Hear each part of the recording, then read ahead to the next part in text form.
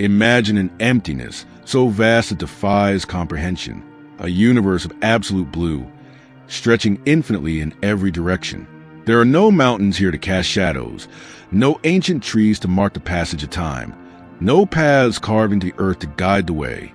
It is a liquid desert, a void where the very concept of direction seems to dissolve into shifting currents. Yet, moving through this boundless, featureless expanse is a creature that never wanders off course. A giant, gliding with a quiet, unerring certainty, following a map that exists nowhere but within its own mind. This is a manta ray, a nomad of the open pelagic zones, a traveler capable of crossing thousands of miles of deep ocean. But to call it a wanderer is a profound misunderstanding of its nature, because wandering implies a lack of destination. The manta ray knows exactly where it is going, broad as a small aircraft, moving with a grace that resembles the slow, deliberate flight of a bird rather than the swimming of fish. It is a master navigator. It journeys across entire oceanic basins, disappearing into the abyss, only to return year after year to the exact same coral ridges, the exact same shallow cleaning stations, and sometimes, remarkably, at the exact same hour of the day. In a realm entirely devoid of roads or signposts, the manta ray remembers. Its long, solitary journeys are not random drifts dictated by the push and pull of the tide, but deliberate paths carved through deep memory. It is a living map, written in instinct intelligence, and perhaps something far more elusive, a profound, quiet awareness. To truly understand the world of this creature, you must first enter the light, near the surface, where the sun filters down through miles of crystal clear water. The ocean is a theater of scattered illumination. The light breaks into shifting ribbons, dancing across the manta's broad, dark back. As it moves, the animal seems to fly, propelled by the slow, hypnotic beat of its massive, triangular pectoral fins. Every motion is measured, calculated, and breathtakingly efficient.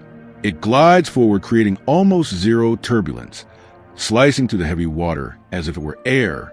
At the front of its head, two curled, horn-like extensions known as the phallic fins unfurl.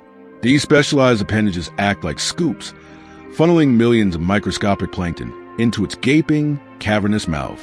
As it banks and turns in the sunlit water, its pale underbelly is exposed, revealing a unique constellation of black and white spots and shading. These intricate patterns are the fingerprints of the sea. No two manta rays carry the same design. They are distinct, individual markings that allow researchers, and perhaps the rays themselves, to recognize one another across decades. And through decades of patient observation, tracing these unique bellies across the globe, a remarkable truth has emerged. Manta rays exhibit a powerful trait known as sight fidelity. They are not aimless drifters hoping to stumble upon a meal. They are calculating navigators who remember their world and return to it. At first glance, this behavior presents a fascinating paradox. How can a creature so ancient, so seemingly simple in its lifestyle as a filter feeder of mindless plankton, exhibit such astonishing precision in movement, memory, and decision-making? The answer lies hidden within its anatomy. The manta ray possesses one of the largest brains of any fish in the ocean. But it is not just large in absolute terms. It is highly developed and intricately structured relative to its massive body. Specific regions of its brain, the cerebellum and the telencephalon, the area is deeply associated with physical coordination, long-term memory, and complex social processing, are enlarged in ways that rival the neural architecture of dolphins and some primates. This heavy evolutionary investment in brain tissue hints at a mind capable of advanced spatial learning, problem-solving, and a deep understanding of its environment. But the depth of their cognition goes even further, challenging the very boundaries of how we define animal intelligence. In controlled, rigorous experiments, manta rays have been presented with underwater mirrors. For the vast majority of animals, a reflection is either ignored or treated as a hostile rival. But the manta ray behaves differently. When confronted with its own reflection, it stops. It performs repetitive, unusual movements, blowing bubbles, rolling, exposing its underside, behaving exactly like a being testing the boundaries of cause and effect. It watches the mirror, studying the reflection to see if the image corresponds to its own body. This behavior strongly suggests self-awareness, an understanding of self that is exceedingly rare in the animal kingdom. and almost unheard of among fish. They are drawn to novelty. They are curious. They explore their world not just for food, but seemingly for the sake of exploration itself. Yet, their intelligence is not merely a philosophical abstraction. It is an entirely functional, pragmatic tool, forged in the fires of evolution for survival in a fluid, unforgiving, and constantly changing world. The open ocean is not a static bathtub. It is a chaotic, shifting mosaic of temperature gradients, invisible currents, and sudden blooms of productivity.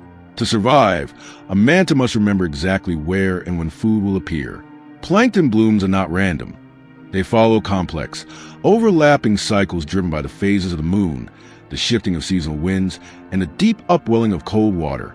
Cleaning stations, those specific coral outcrops where tiny wrasses and cleaner fish gather to pick parasites from larger animals, remain fixed in place across decades. The manta ray's mind weaves these disparate, far-flung resources together, forming a mental map as intricate and reliable as that of any migratory bird. When we track them using satellite tags, the data reveals that mantas navigate along consistent, invisible corridors that stretch for hundreds of miles, revisiting the very same feeding grounds and reefs across years of travel. This is not habit. It is recognition. The ocean, to a manta, is not a blank, terrifying space. It is a vast network of remembered coordinates. Imagine one of these coordinates, a submerged, sunlit reef in the Maldives. The mantas gather here as if summoned by an invisible, silent signal. The water above the coral churns with anticipation and life. Tiny cleaner wrasses dart frantically between the coral heads. Surgeon fish hover in the current, and the distant, low hum of the ocean fills the background. Then, materializing from the deep blue, the first giant arrives. It does not rush. It approaches with a slow, regal dignity, circling above the reef before descending with a measured, graceful roll. It positions itself perfectly over a specific cluster of cleaner fish, stalling its massive body in the current. Immediately, the tiny attendants rush upward, picking at the manta's raised gill openings, delicately removing parasites and dead tissue. Soon, more mantas arrive from blue, but there is no chaos, no violent competition for space. They queue in an orderly, almost polite fashion, each waiting its turn as though adhering to an unwritten, ancient code of conduct. They circle in holding patterns above the reef, constantly adjusting their speed and position to maintain perfect spacing, moving in a synchronized, shared awareness. These cleaning stations are far more than just biological spas. They are the social hubs of the manta's world. They are meeting grounds where individuals interact, communicate, and exchange subtle cues. The calm, deliberate choreography of their holding patterns suggests something profound. It hints at individual recognition and etiquette, and even at social hierarchy within a species that science long believed to be entirely solitary. Because mantas possess no vocal cords, this underwater society is entirely silent. Sound plays no role in their diplomacy. Instead, they rely on the nuances of body language and spatial positioning. Subtle shifts in the angle of their wings, the speed of their approach, and the pacing of their glide govern every interaction. When a newcomer joins a circling group, the others automatically adjust their distance, maintaining a fluid, unbroken equilibrium. The rules of the silent dance are consistent, learned through years of experience and observation rather than dictated by hardwired instinct alone. The reef becomes a physical manifestation of their social order, a place where memory and behavior intersect. Beyond the peaceful diplomacy of the cleaning station, mantas display foraging strategies that reveal a staggering cognitive depth. When they encounter rich concentrations of plankton, they do not simply swim through it haphazardly. They organize. They frequently form massive feeding chains, swimming in single-file lines that snake through the dense, microscopic swarms. Each individual positions itself perfectly to follow the hydrodynamic turbulence left by the ray immediately ahead, using that specific slipstream to funnel even more prey into its open mouth. It is an exercise in cooperative fluid dynamics. When the plankton is exceptionally dense, this behavior escalates into something truly awe-inspiring: the feeding cyclone. Dozens, sometimes hundreds of mantas converge, abandoning their single-file lines to form a spiraling, vortex-like formation. They circle a shared, concentrated core of food, swimming head to tail in a massive, swirling tornado of flesh and water.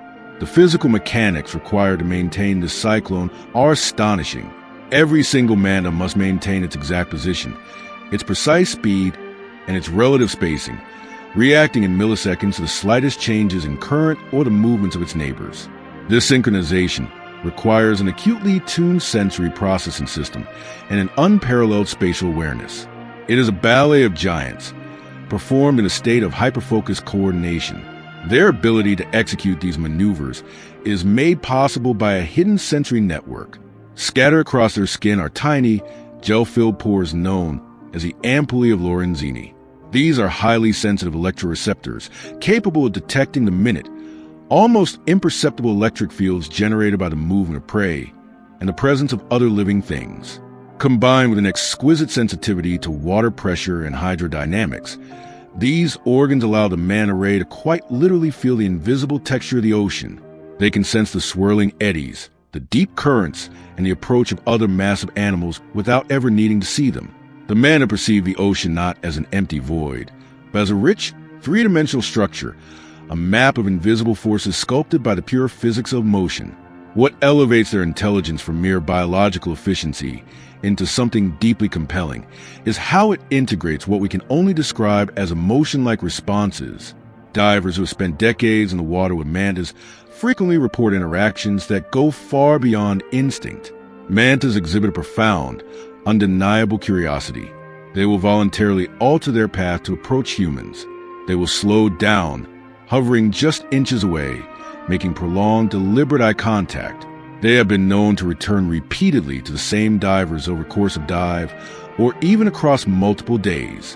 While science is always cautious about assigning human traits to animals, these encounters reflect a creature that is completely unafraid to investigate the unknown, a mind that chooses to engage, to remember, and to initiate interaction. In the brutal calculus of evolution, curiosity is a luxury. It is a willingness to expend energy and risk danger to explore beyond immediate survival. For the manta, this curiosity is a form of higher intelligence, leading to the discovery of new territories, new paths, and new understandings of its world. From a broader, ecological perspective, the manta ray occupies a truly unique and paradoxical niche. They are gentle giants, yet they are a keystone species. By filtering millions of gallons of water, they regulate the foundational plankton populations of the sea. But more importantly, they act as massive biological conduits connecting completely different ecosystems. When a manta dives into the frigid, crushing depths of the midnight zone, it brings surface nutrients downward. When it returns to the sunlit shallows, it excretes nitrogen-rich waste, essentially fertilizing the surface waters and sparking new life. Their endless migrations connect the nutrient cycles of distant, isolated reefs with the barren stretches of the open ocean. Through their sheer size and constant movement, they maintain the delicate balance in marine systems that would otherwise slowly starve and fragment. Their evolutionary path is a testament to the power of adaptation. Millions of years ago, they diverged from the lineage of bottom-dwelling stingrays. While their cousins evolved venomous barbs and master-the-art camouflage and ambush in the sand, the mantas traded their weapons for wings. They left the seafloor behind to conquer the water column. They grew massive enough to deter almost all predators, intelligent enough to navigate the globe, and socially sophisticated enough to find safety and efficiency in numbers. Yet, their sheer size does not grant them invincibility.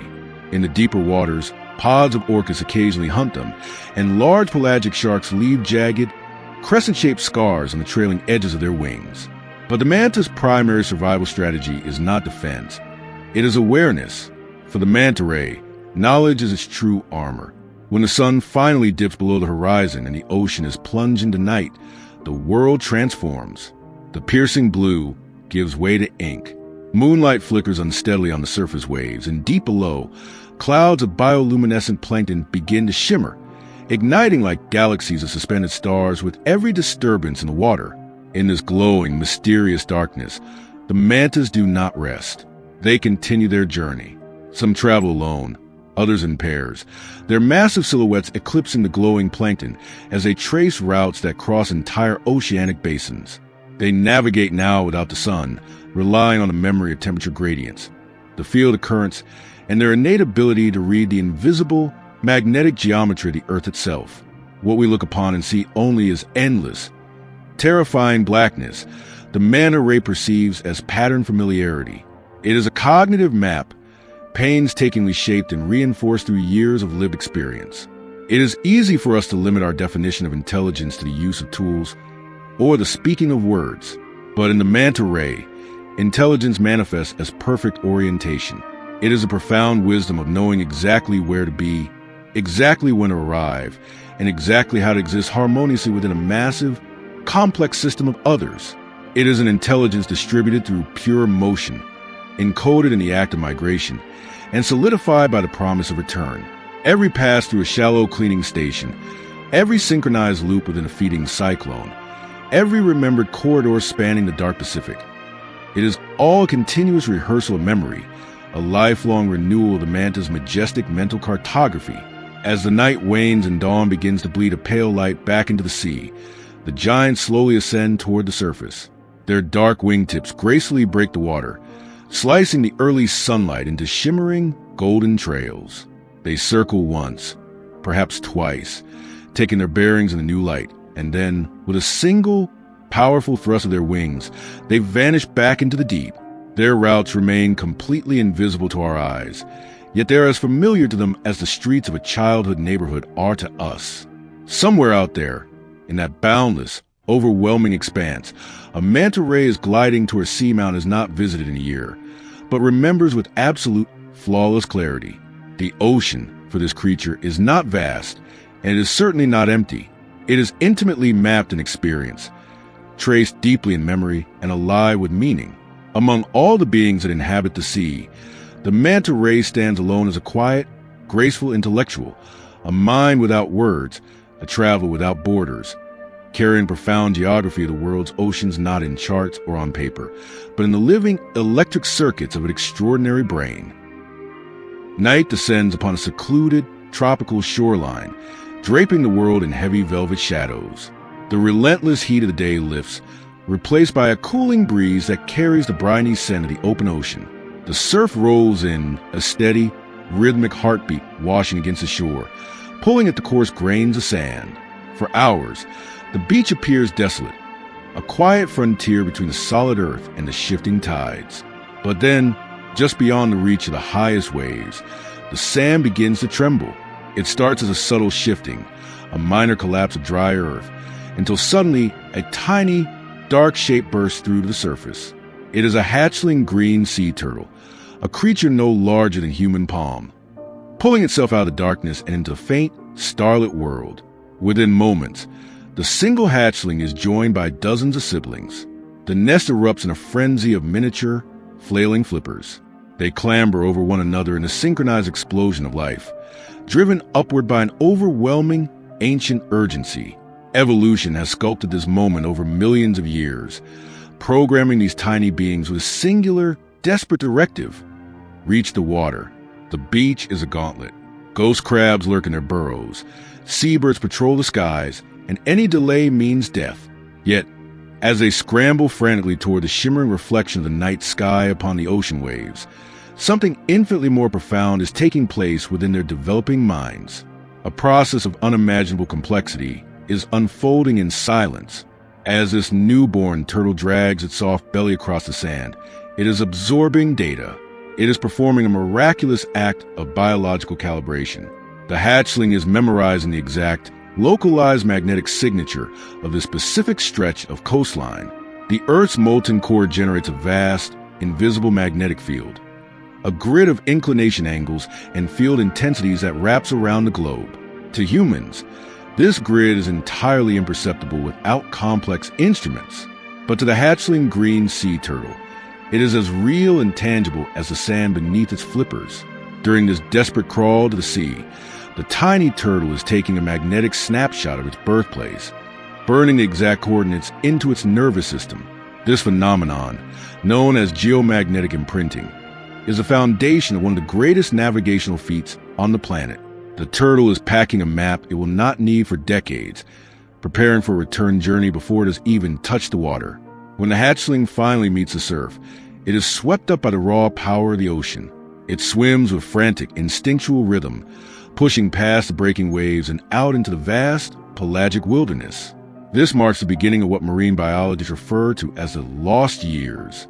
For a decade or more, this young turtle will vanish into the open ocean, becoming a microscopic speck drifting within massive, circulating current systems like the North Atlantic gyre.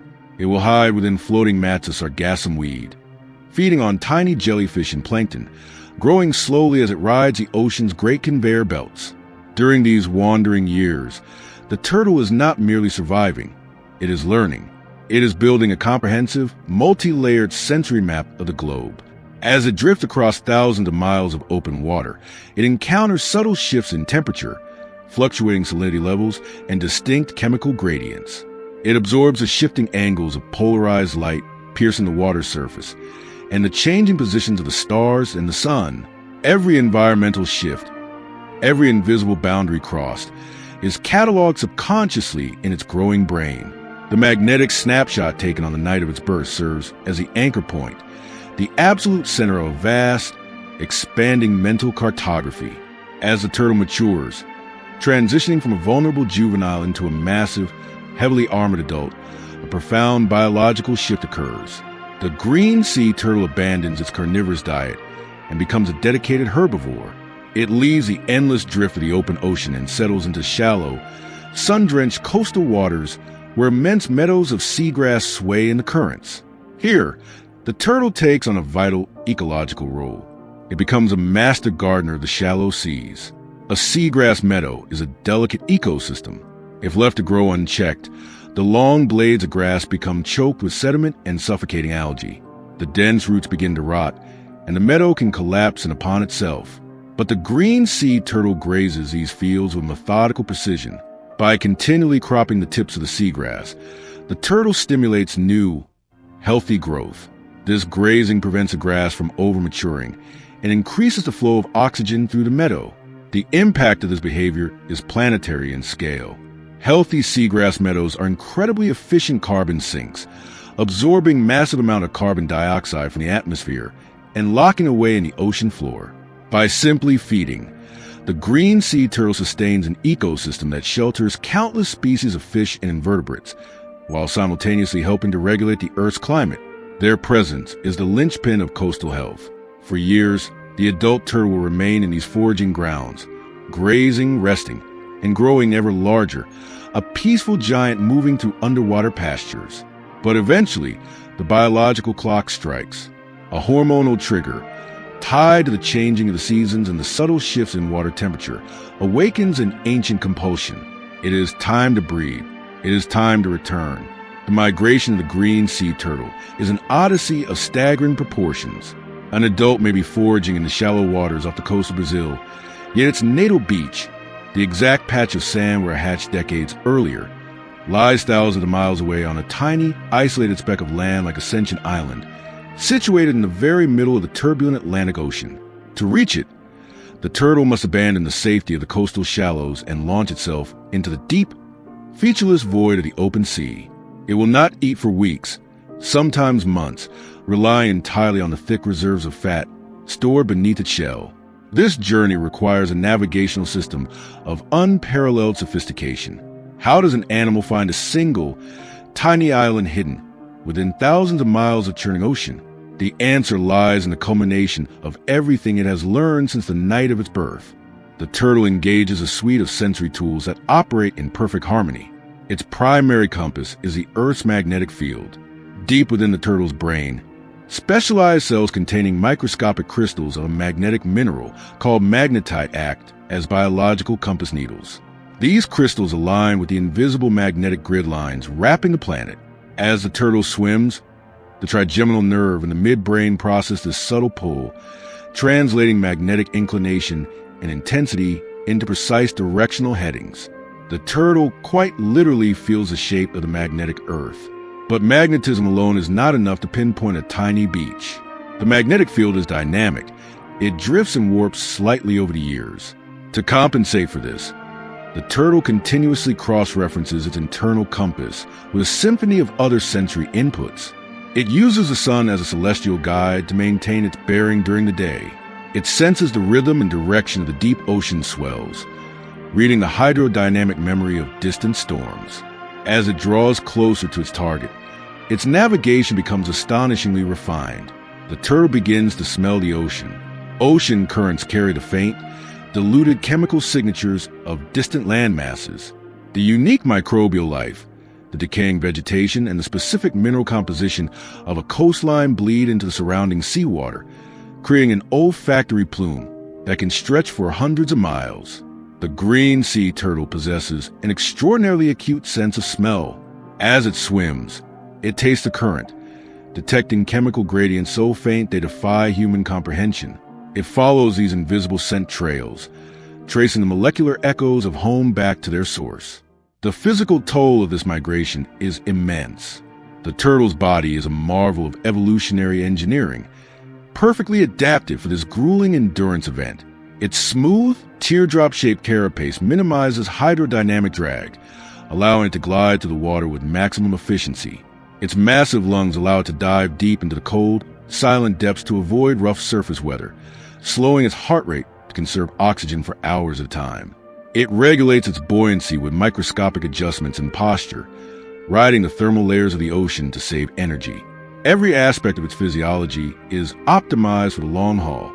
Finally, after weeks of relentless swimming, the coastline materializes from the blue haze. But the turtle does not simply wash ashore on the first available beach. It swims along the coast, tasting the water, feeling the magnetic pull, fine-tuning its final approach. It is searching for the exact stretch of sand where its own life began. This behavior, known as natal homing, ensures that populations remain genetically distinct and that nesting occurs on beaches proven to be stable and safe over generations. The turtle waits offshore as the sun sets, letting the cover of darkness fall before making its final push. When the tide is high, the massive female drags her heavy, armored body out of the buoyant embrace of the sea and onto the dry, unforgiving land. Gravity crushes down upon her. Every breath is a labored heave. Every pull her front flippers an act of supreme exertion. She crawls up the beach, past the high tide line, searching for sand of the right consistency, the right temperature, the right moisture. When she finds a spot, the ancient ritual begins. With her rear flippers, she meticulously excavates a deep, teardrop-shaped chamber in the sand. It is a slow, methodical process, performed blindly, guided only by the tactile sensitivity of her limbs. Into this dark, warm vault, she drops a clutch of leathery, spherical eggs. She covers them carefully, packing the sand down to disguise the nest from predators, disguising the exact location where the future of her species now lies hidden. Exhausted, her energy reserves nearly depleted, she turns her heavy body around and begins the slow, agonizing drag back toward the sound of the surf. The waves wash over her face, clearing the sand from her eyes, and the buoyant lift of the ocean welcomes her back. She slips beneath the surface, vanishing instantly into dark water, beginning the long journey back to the foraging grounds. Behind her, buried in the warm sand, the cycle begins anew. The embryos grow in the darkness, and already their tiny brains are being shaped by the world outside.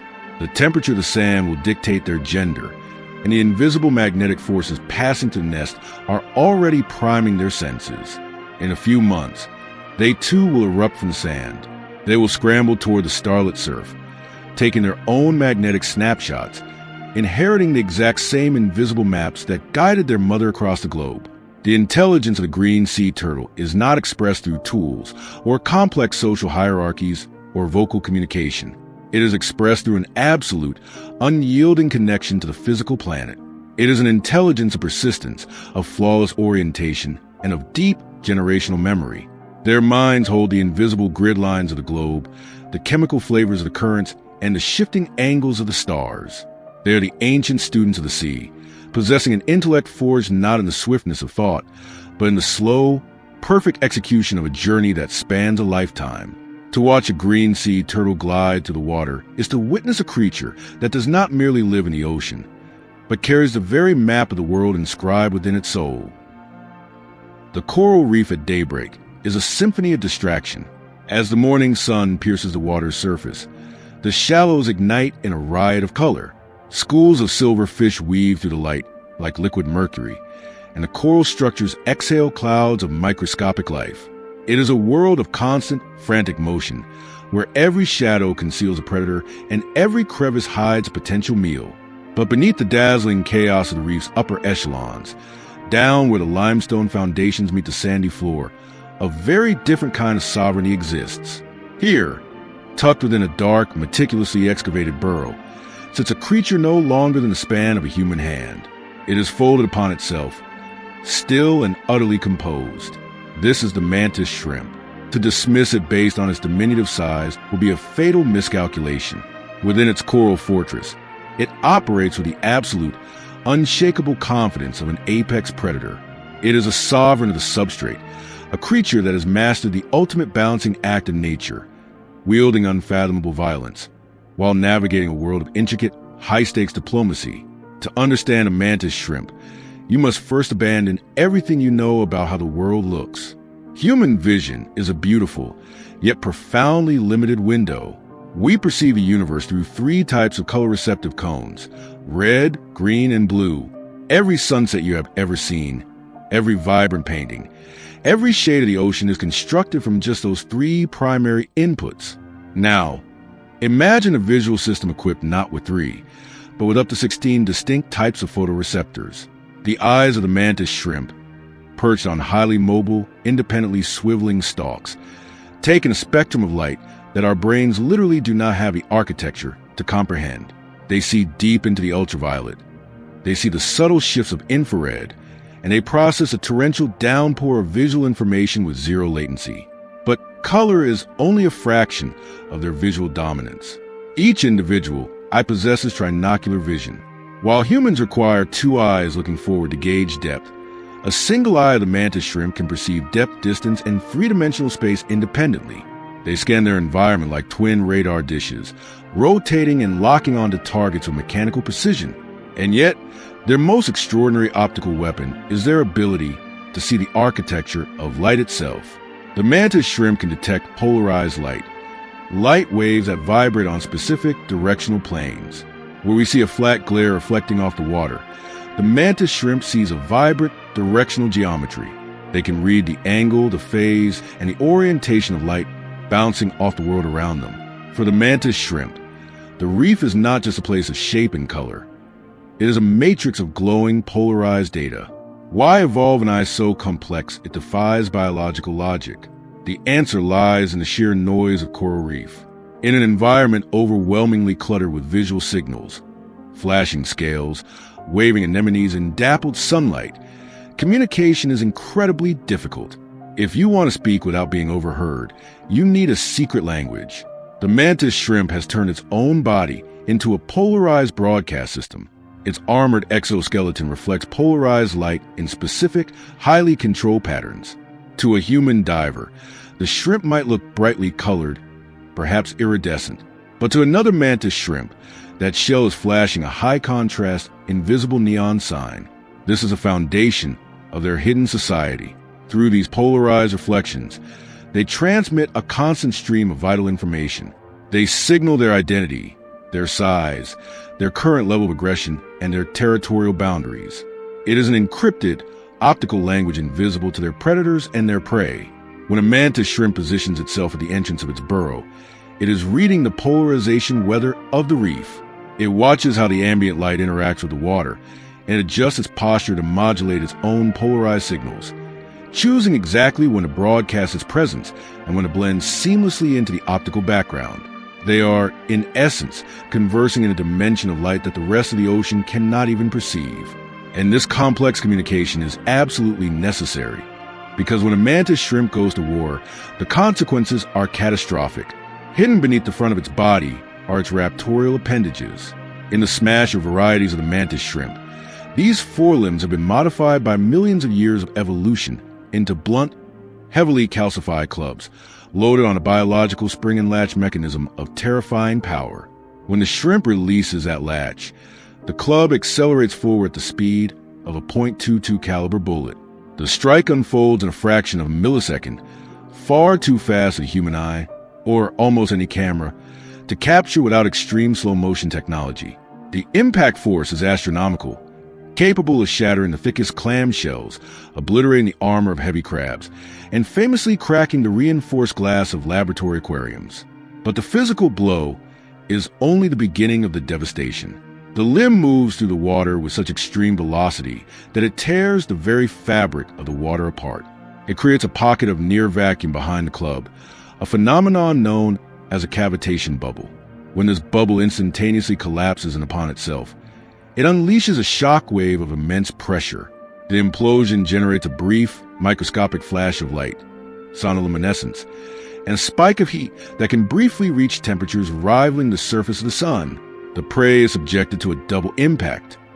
First, a crushing physical blow of the club, and microseconds later, the explosive shock wave of the collapsing water. Against this twin assault, almost no defensive armor in the ocean can survive. The mantis shrimp is a predator that literally weaponizes the physics of fluid dynamics. But possessing a weapon of mass destruction comes with profound biological burden. Striking with such apocalyptic force is metabolically draining. More importantly, the biological machinery required to generate that strike, the springs, the latches, the calcified clubs, is delicate. If a mantis shrimp strikes too hard against an unyielding surface or clashes blindly with a heavily armored rival, it risks shattering its own weapon. A mantis shrimp with a broken club is a dead mantis shrimp. It can neither hunt nor defend its home. Therefore, violence is a currency that must be spent with extreme caution. This brings us to the ultimate paradox of the mantis shrimp. Because it is so lethal, it has evolved to be intensely diplomatic. When two rival mantis shrimp encounter one another, competing for a prime burrow or a lucrative hunting ground, they rarely resort to immediate bloodshed. Instead, they engage in a highly formalized, ritualized duel. It is an underwater gladiatorial dance, governed by strict rules of engagement. The two combatants face off, their independently moving eyes locking onto one another, scanning the polarized signals flashing across their bodies.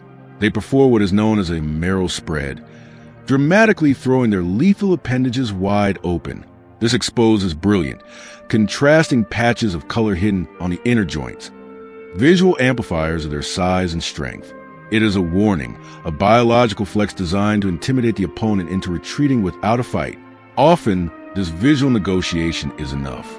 The smaller or less confident shrimp will read the signals, acknowledge defeat, and back away into the shadows. If the threat display fails, the encounter escalates into a sparring match. But even this is calculated. They trade measured, controlled blows, striking the heavily armored, flexible tail segments of their opponent. They are not trying to kill, they are testing. They are gathering data on the strength, endurance, and resolve of their rival. They absorb the impacts, measuring the force, deciding if the territory is worth the risk of serious injury. Through these ritualized battles, a complex social memory is forged. Mantis shrimp remember their neighbors. They remember who is strong, who is weak, and who fights with unrelenting fury. Behavioral ecologists call this the dear enemy effect. Once boundaries are established and strength is assessed, future encounters between the same two rivals are usually resolved with a simple flash of a polarized signal or a quick marrow spread. By remembering their adversaries, they drastically reduce the need for future violence, conserving their energy and protecting their lethal, fragile weaponry for the true business of hunting. This surprising capacity for memory, restraint, and individual recognition hints at a cognitive sophistication that shatters our assumptions about invertebrates. And this intelligence extends far beyond the battlefield. Within the safety of their territory, mantis shrimp are meticulous architects. They excavate deep, complex burrows, hauling out mouthfuls of sand and utilizing fragments of coral rubble to construct fortified entrances.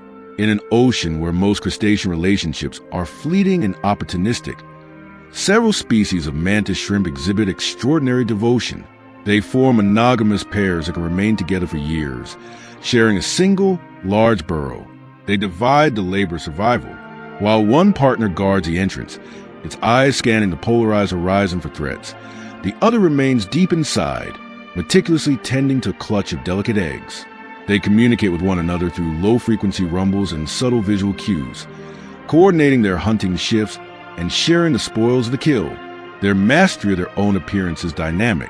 When a mantis shrimp sheds its hard exoskeleton to grow, a process known as molting, it becomes entirely soft and defenseless. During this critical period, its ability to reflect polarized light drops dramatically. This loss of signal acts as a temporary, passive camouflage. It is an optical white flag that broadcasts a message of "not ready" to the rest of the polarized world, helping the vulnerable shrimp evade the attention of aggressive rivals until its new armor hardens. When the armor is hard and the hunger sets in, the diplomat vanishes and the assassin returns. The mantis shrimp hunts with the terrifying efficiency of a calculating machine. It does not blindly lash out. It waits, perfectly still at the mouth of its burrow. Its antennae taste the water for the chemical signatures of prey, while its compound eyes track the distance, trajectory, and speed of a passing crab. It learns. If a strike misses because the prey moved erratically, the mantis shrimp updates its internal targeting system. It adjusts its timing, its angle of approach, and its estimation distance. Every hunt, successful or not, feeds data into a brain no larger than a grain of rice, refining a predatory algorithm that borders on perfection. When the moment is right, when the calculations align, the spring is released, the water tears open, the flash of heat and light illuminates the microscopic battlefield, and the prey is extinguished before its nervous system can even register the impact. As the long day ends and the brilliant colors of the reef begin to bleed into the indigo of dusk, the mantis shrimp's world undergoes a quiet transition. The angle of the sun dips, changing the scattering of polarized light through the water column. The signals that govern the day's diplomacy fade into the gathering gloom. The sovereign of the substrate retreats. It pulls itself backward into the dark embrace of its burrow, dragging pieces of heavy coral rubble across the entrance to seal the door against the nocturnal hunters of the reef. Inside, in the safety of the dark, it rests its lethal clubs. Its independent eyes slow their frantic scanning. Tomorrow, the sun will return. The polarized matrix will light up once more, and the delicate dance of survival will begin again. To look at the mantis shrimp is to see the ultimate distillation of nature's ingenuity. It is an animal that holds the power to shatter stone, yet possesses the wisdom to negotiate peace. It speaks a language of light we cannot see, and fights with a physics we can barely comprehend. Beneath the bright, chaotic beauty of the coral reef, it reigns supreme, not through raw, mindless violence, but through the terrifying, beautiful intelligence of knowing exactly when to use it. Beneath the churning surface of the ocean, where the fading light of dusk bleeds into the deep, a profound transformation occurs. The reef, a bustling metropolis of color and noise during the day, settles into a tense, shadowed quiet. In this twilight realm, where the rigid structures of coral and stone dictate the paths of predators and prey, something utterly fluid begins to stir. It does not swim like a fish, bound by the mechanics of spine. It does not crawl like a crab, restricted by the hinges of a hard exoskeleton. Instead, it pours. It flows over the jagged limestone, a cascade of muscle and nerve, shifting its shape to match the uneven contours of the seafloor. This is the octopus. To witness it moving through the water is to observe the closest thing to an extraterrestrial intelligence that our planet has to offer. It is a creature that defies almost every rule of biological logic we, as vertebrates, take for granted. We are defined by our bones, anchored to a centralized skeleton, commanded by a brain locked safely inside a heavy vault of skull. But the octopus abandoned its shell hundreds of millions of years ago, making a drastic evolutionary wager. It traded the ultimate physical defense for the ultimate physical freedom. Devoid of armor, it became entirely soft, capable of compressing its entire body through an opening no larger than its own beak. The cost of this freedom was absolute vulnerability. The reward was an unparalleled, shape-shifting flexibility. But to survive in an ocean filled with teeth without the protection of a shell, the octopus had to develop something far more powerful than armor. It had to develop a mind unlike any other. The intelligence of the octopus is a paradox that challenges the very foundation of how we define thought. In humans and all other vertebrates, consciousness is a centralized phenomenon. Our brain is the absolute monarch of our body, issuing commands to our limbs and receiving sensory data in a rigid, top-down hierarchy.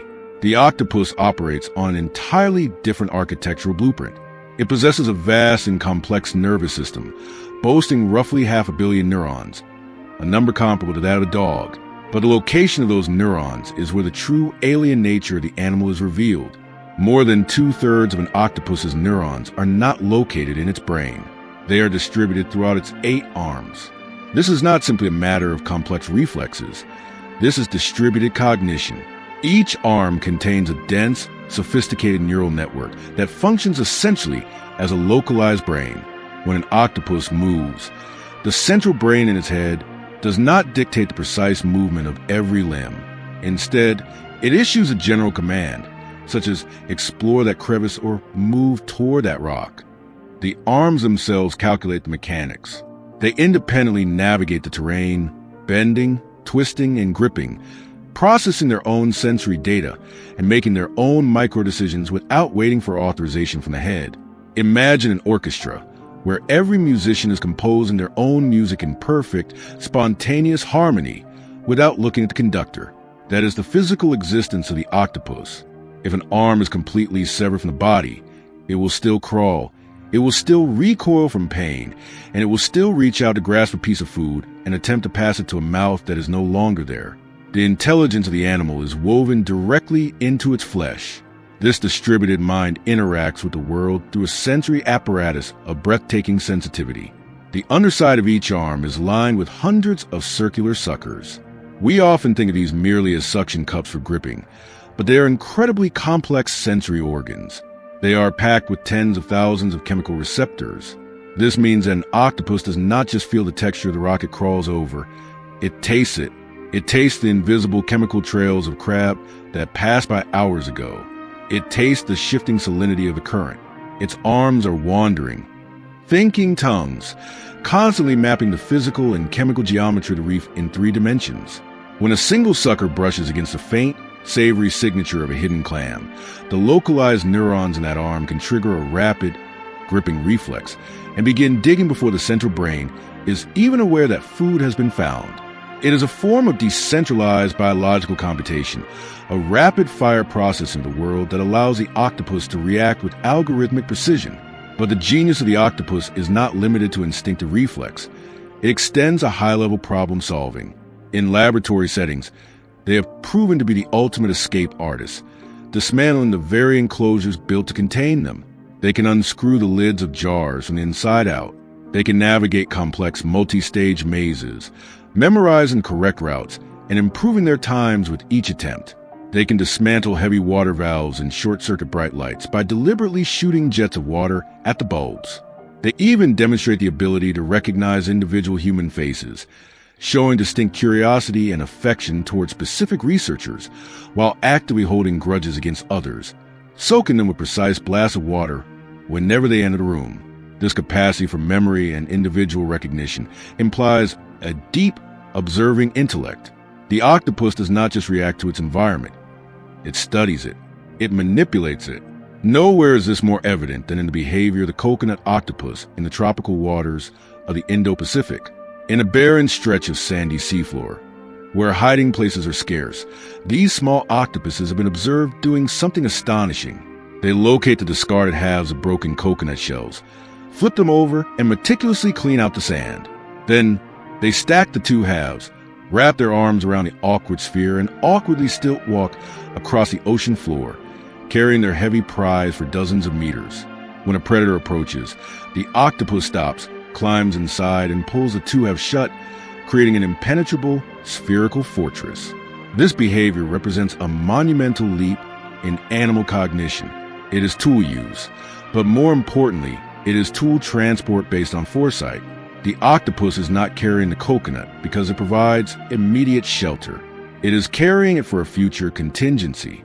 It is anticipating a threat that has not yet materialized, investing massive amounts of energy now for a payoff that lies in the future.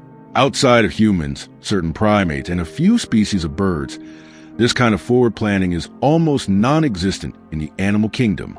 Yet, perhaps the most spectacular manifestation of the octopus's intelligence is written directly on its skin.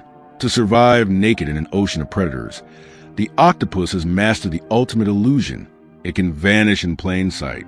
Beneath the surface of its skin lie millions of specialized cells called chromatophores, tiny, elastic sacs of yellow, red, brown, and black pigment. Beneath those are iridophores and leucophores, structures that reflect ambient light and create iridescent blues, greens, and whites. Furthermore, the skin is governed by a network of tiny muscles that can instantly raise the surface into sharp spikes, bumpy ridges, or smooth plains. When an octopus settles onto a patch of coral, it does not just change color. It undergoes a total physiological metamorphosis. Its eyes scan the complex geometry of the background, the mix of shadow, the texture of the algae, the specific hue of the limestone. The brain processes this massive influx of visual data and sends electrical impulses across the skin. In less than a fraction of a second, the chromatophores expand and contract, the skin texturizes, and the animal completely disappears. It is rendering a high-definition projection of its surroundings directly onto its own body. What makes this even more baffling is that, according to the structure of their eyes, octopuses are believed to be colorblind. They possess only one type of light receptor. How, then, do they perfectly match colors they cannot see? The answer remains one of biology's greatest mysteries. Some scientists hypothesize that their oddly shaped, U-shaped pupils allow them to detect chromatic aberration, essentially breaking light apart like a prism to deduce color. Others suggest that the skin itself might contain light-sensitive proteins, meaning the octopus might literally see with its skin. Whatever the mechanism, their camouflage is a form of instantaneous, environmental computation, a biological software adapting in real time to a shifting world. If the octopus observing a crab retreat into a burrow cannot flush it out with water, it will test multiple, varied strategies. It will probe from different angles, reach into secondary holes to block escape routes, or even gather stones to alter the flow of the water. It learns through trial and error, adjusting its tactics based on what fails and what succeeds. And this brings us to the profound tragedy of the octopus. This brilliant, calculating, adaptable mind exists within a heartbreakingly brief window of time. For all their complexity, most species of octopus live for only 1 to 2 years. The giant Pacific octopus, the largest of them all, might survive for 4. Why would evolution invest such immense biological resources into building a brain capable of foresight, memory, and high-level problem-solving, only to grant the animal a lifespan shorter than that of a common house mouse? The answer is tied to their solitary, accelerated existence. Unlike dolphins, whales, or apes, the octopus possesses no culture. There are no parents to teach them the secrets of the reef. An octopus hatches from a microscopic egg, entirely alone, drifting into the perilous ocean as an orphan. From the moment it is born, it must master the arts of camouflage, hunting, and navigation through sheer curiosity and relentless trial and error. There is no time for a slow, guarded childhood. Their nervous systems are dialed to a frantic pitch of accelerated learning. They must deduce the physics of the world, invent hunting strategies, and master their shape-shifting bodies before their brief biological clock runs out. At the end of their lives, they reproduce only once. The female lays tens of thousands of eggs, carefully weaving them into elegant, cascading braids in a hidden den. For months, she guards them relentlessly.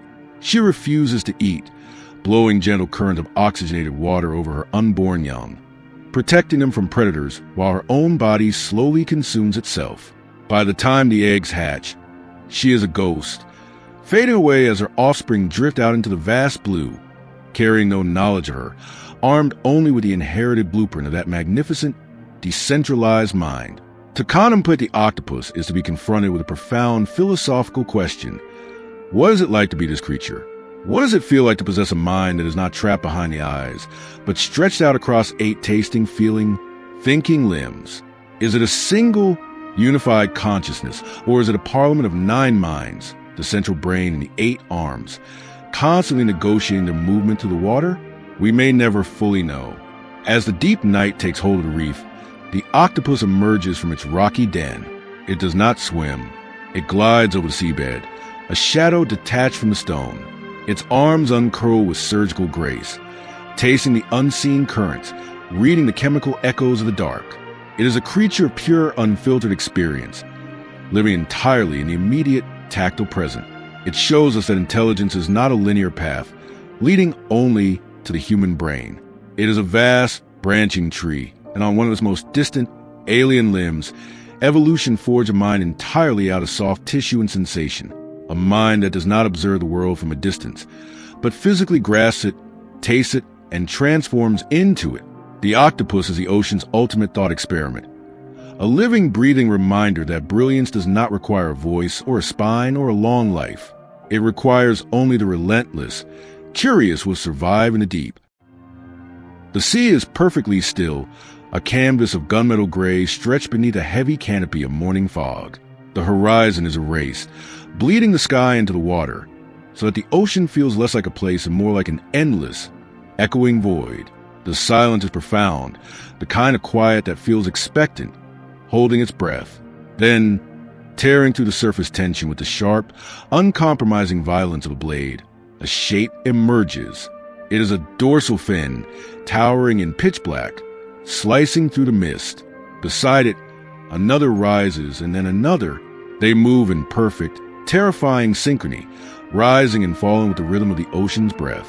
These are the orcas, the apex of the apex, the undisputed sovereigns of the marine world. To look upon them is to feel an ancient, primal thrill, a recognition of absolute physical supremacy. But the true dominance of the killer whale is not derived from its massive, torpedo-shaped body, nor its rows of interlocking conical teeth. Their unrivaled power is born from something invisible. It is born from society. It is born from the mind. When you watch a pod of orcas moving through the water, you are not merely looking at a family of predators. You are witnessing a civilization. You are looking at a culture that is older, more stable, and in some ways more tightly bound than our own. To understand the orca, one must first abandon the notion of animal instinct as a rigid, unthinking program. Most predators in the wild are born with a biological script, a hardwired set of instructions on how to hunt, how to mate, and how to survive. The orca, however, inherits something far more complex, a legacy. They are among the only creatures on Earth whose survival depends almost entirely on what they are taught. At the center of this transmission of knowledge is the matriarch.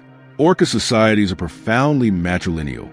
A pod is a multi-generational family unit led by an elder female, a grandmother or great-grandmother who may have been swimming through these waters for 70 or 80 years. She is the living library of her people. Long after she has stopped bearing calves of her own, she assumes the role of the ultimate guide. Locked within her immense, highly folded brain is a century of ecological memory. She knows the invisible pathways of the ocean. She remembers the shifting patterns of the sea ice, the hidden underwater seamounts where prey congregates during years of famine, and the intricate, localized hunting tactics that have sustained her bloodline for generations. The calves born into her pod will remain at her side for their entire lives. They do not disperse to form their own packs. They stay within the acoustic and physical embrace of their mother's family. In this matriarchal classroom, the young do not just blindly mimic. They serve an apprenticeship. Every dive, every vocalization, every subtle shift in swimming formation is observed, practiced, and refined under the watchful, corrective eyes of the elders. This continuity of learning, this passing down of specific, non-genetic behaviors from one generation to the next, is the very definition of culture. And orca culture is not a monolith. It is fiercely regional, incredibly specialized, and rigidly maintained. Nowhere is this more evident than in the way they communicate. The ocean is a world where light fails quickly, but sound travels with incredible efficiency. Orcas have mastered this acoustic medium, possessing a dual-layered sound system. They use rapid bursts of high-frequency clicks for echolocation, bouncing sound waves off their surroundings to build a high-definition, three-dimensional acoustic map of the water. This biological sonar is so penetrating, so precise, that an orca can scan a murky bay and not only locate a hidden fish, but determine its species based on the density of its swim bladder. But overlaid upon this sonar is a second language, a complex, rhythmic tapestry of pulse calls, squeaks, and haunting whistles used entirely for social communication. And here is where their culture reveals its depth. Every single pod possesses its own unique dialect. These acoustic repertoires are so distinct that researchers listening to hydrophones can identify exactly which family is passing through the dark water. The calls are acoustic badges of identity, learned from birth. A calf babbles like a human infant, slowly refining its vocalizations until it perfectly matches the dialect of its mother. Even when different pods cross paths and mingle in the open sea, they maintain their linguistic boundaries. They are tribes sharing a single ocean, speaking languages that outsiders cannot comprehend. This cultural segregation runs so deep that it has literally split the species apart. In the frigid waters of the Pacific Northwest, two distinct populations of orcas share the same inlets, the same straits, and the same crashing surf. Yet, they are fundamentally entirely different societies. Biologists call them the residents and the transients, or Biggs orcas. The residents are the fish eaters. They specialize almost exclusively in hunting Chinook salmon. Because salmon cannot hear the high-frequency calls of the orcas, the resident pods are wildly acoustic. They swim in large, gregarious groups, filling the underwater canyons with a constant, boisterous chatter, echoing their dialects back and forth as they coordinate their fishing lines. The transients, navigating the exact same waters, live an entirely different existence. They are the mammal hunters. Their culture dictates a diet of harbor seals, sea lions, and porpoises. Because their prey possesses excellent underwater hearing, the transients have adopted a culture of absolute, terrifying stealth. They travel in smaller, tightly knit squads. They go completely silent. They do not click. They do not whistle. They hunt by listening for the splashing of a seal or the breathing of a porpoise, relying on visual cues and physical coordination to ambush their highly intelligent prey. If a transient orca, starving and desperate, swims through a massive school of fat, nutrient-rich salmon, it will not eat them. If a resident orca encounters a vulnerable seal, it will ignore it. Their diets are not dictated by biology. They are dictated by tradition. Their cultural identities are so deeply ingrained that these two groups, despite living in the exact same environment for thousands of years, do not interbreed, do not interact, and do not speak to one another. It is a level of societal segregation that rivals anything found in human history. When it is time to hunt, the orca's intelligence transcends mere strategy. It becomes a masterclass in physics, geometry, and extreme risk. Travel to the wind-battered coastlines of the Valdez Peninsula in Patagonia, and you will witness a hunting tradition so perilous, so counterintuitive, that it seems to defy the instinct for self-preservation. Here, the local orcapods have perfected the art of intentional stranding. At high tide, as sea lion pups play in shallow surf, the orca matriarch patrols the break line. She calculates the slope of the beach, the depth of the water, and the rhythm of the incoming waves. When the timing is absolute perfection, she locks onto a target and accelerates. She rides the crest of a wave, using its momentum to propel her massive, multi-ton body entirely out of the water and onto the dry, abrasive sand. In a violent spray of foam and fury, she seizes her prey from the beach. But the hunt is only half the battle. Now she is beached. Gravity threatens to crush her internal organs. With frantic, powerful thrust of her tail, she must leverage the receding water to thrash her way backward, inch by agonizing inch, until she slips back into buoyant safety of the sea. This is not a behavior born of blind instinct. It is a high-stakes, terrifying maneuver that must be painstakingly taught. Calves watch the spectacle from the safety of the deeper water for years before they even attempt it. When they are finally ready, the mother will guide them into the shallows. She will actually push them onto the beach in relatively safe conditions, standing by to help drag them back into the water if they become stuck. She is conducting a masterclass in survival, passing down an ancestral craft that belongs uniquely to the culture of the Patagonian pods. Half a world away, in the icy, blackened fjords of northern Norway, an entirely different curriculum is taught. Here, the winter waters are choked with massive schools of migrating herring. To catch these small, swift fish one by one would cost an orca more energy than it would gain. So, the Norwegian pods have developed a symphony of cooperative destruction known as carousel feeding. When a pod locates a school of herring, they do not simply charge. They dive beneath the fish and begin to swim in tight, ascending spirals, blowing streams of air from their blowholes. The bubbles form a rising, shimmering curtain, a cylindrical net of air that terrifies the fish, forcing them upward and compressing them into a dense, panic sphere near the surface. Other orcas circle the perimeter, flashing the bright white patches of their bellies to blind and corral the chaotic mass. Once the bait ball is perfectly compressed, the true precision of the hunt is revealed. The orcas do not bite at the school. Instead, an individual will turn, executing a flawless, powerful underwater cartwheel, bringing its massive tail fluke down upon the edge of the fish sphere with devastating force. The shockwave of the tail slap ripples through the water, instantly stunning or killing dozens of herring. The orcas then casually back up, delicately picking the stunned fish from the water column one by one. They take turns. They rotate roles. The synchronized choreography requires flawless communication and an implicit, absolute trust among the family members. It is an industrial harvest achieved through the pure power of a collective mind. But the depth of the orca's intellect is not solely dedicated to mechanics of death. Their brains reveal a profound capacity for emotion. When neuroscientists examine the brain of a killer whale, they find a highly elaborated limbic system, the network responsible for processing emotions. In fact, orcas possess a paralimbic lobe that is vastly more complex than the equivalent structure in humans. It is an anatomical feature that suggests their capacity for social bonding, empathy, and emotional resonance is deeper and more intensely felt than we can possibly imagine. We see this emotional depth in their affiliated behaviors. Orcas are incredibly tactile. They constantly touch, rub against one another, and swim in tight formation to reinforce their familial bonds. And we see it tragically in their capacity for grief. There are haunting, documented instances of an orca mother carrying the body of her deceased calf at the surface of the water for days, sometimes weeks, refusing to let it sink into the abyss.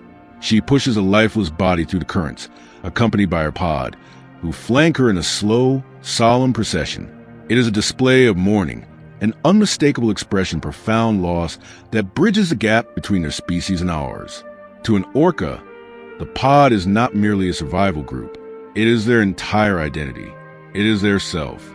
Yet, it is this very reliance on culture and tight-knit social structure that makes them so vulnerable in the modern Anthropocene. The oceans are no longer pristine, echoing chambers they once were. They are industrialized. The deafening roar of commercial shipping traffic, the concussive blast of seismic air guns, and the whine of recreational boat engines have created an acoustic smog that fills the sea. For a creature that relies entirely on sound to see, to hunt, and to maintain the delicate threads of its society, this noise pollution is blinding. It masks their calls, disrupting the mother's ability to teach her calf, and fracturing the acoustic cohesion of the hunt. Furthermore, the rigid cultural diets of the orca, the very traditions that define who they are being tested by a changing world. In the Pacific Northwest, the resident orcas are starving. The great runs of Chinook salmon have been decimated by human dams, habitat loss, and overfishing. Yet, because their culture is so deeply entrenched, they cannot simply switch to eating the abundant seals that swim right past them. They will literally starve to death before they break the ancestral laws of their diet. It is a tragic testament to the power of their learned traditions. When a matriarch dies of starvation or chemical poisoning, it is not just the loss of an animal. It is the burning of an ancient library, the ecological memory, the dialects, the specific knowledge of how to survive in a shifting ocean. All of it vanishes with her. As the daylight begins to bleed out of the sky, turning the fog into a luminous, bruising purple, the pod breaks the surface one last time before the true dark sets in. The air is suddenly filled with the sharp, percussive sound of synchronized exhalations, a misty chorus of breath hanging in the cold air.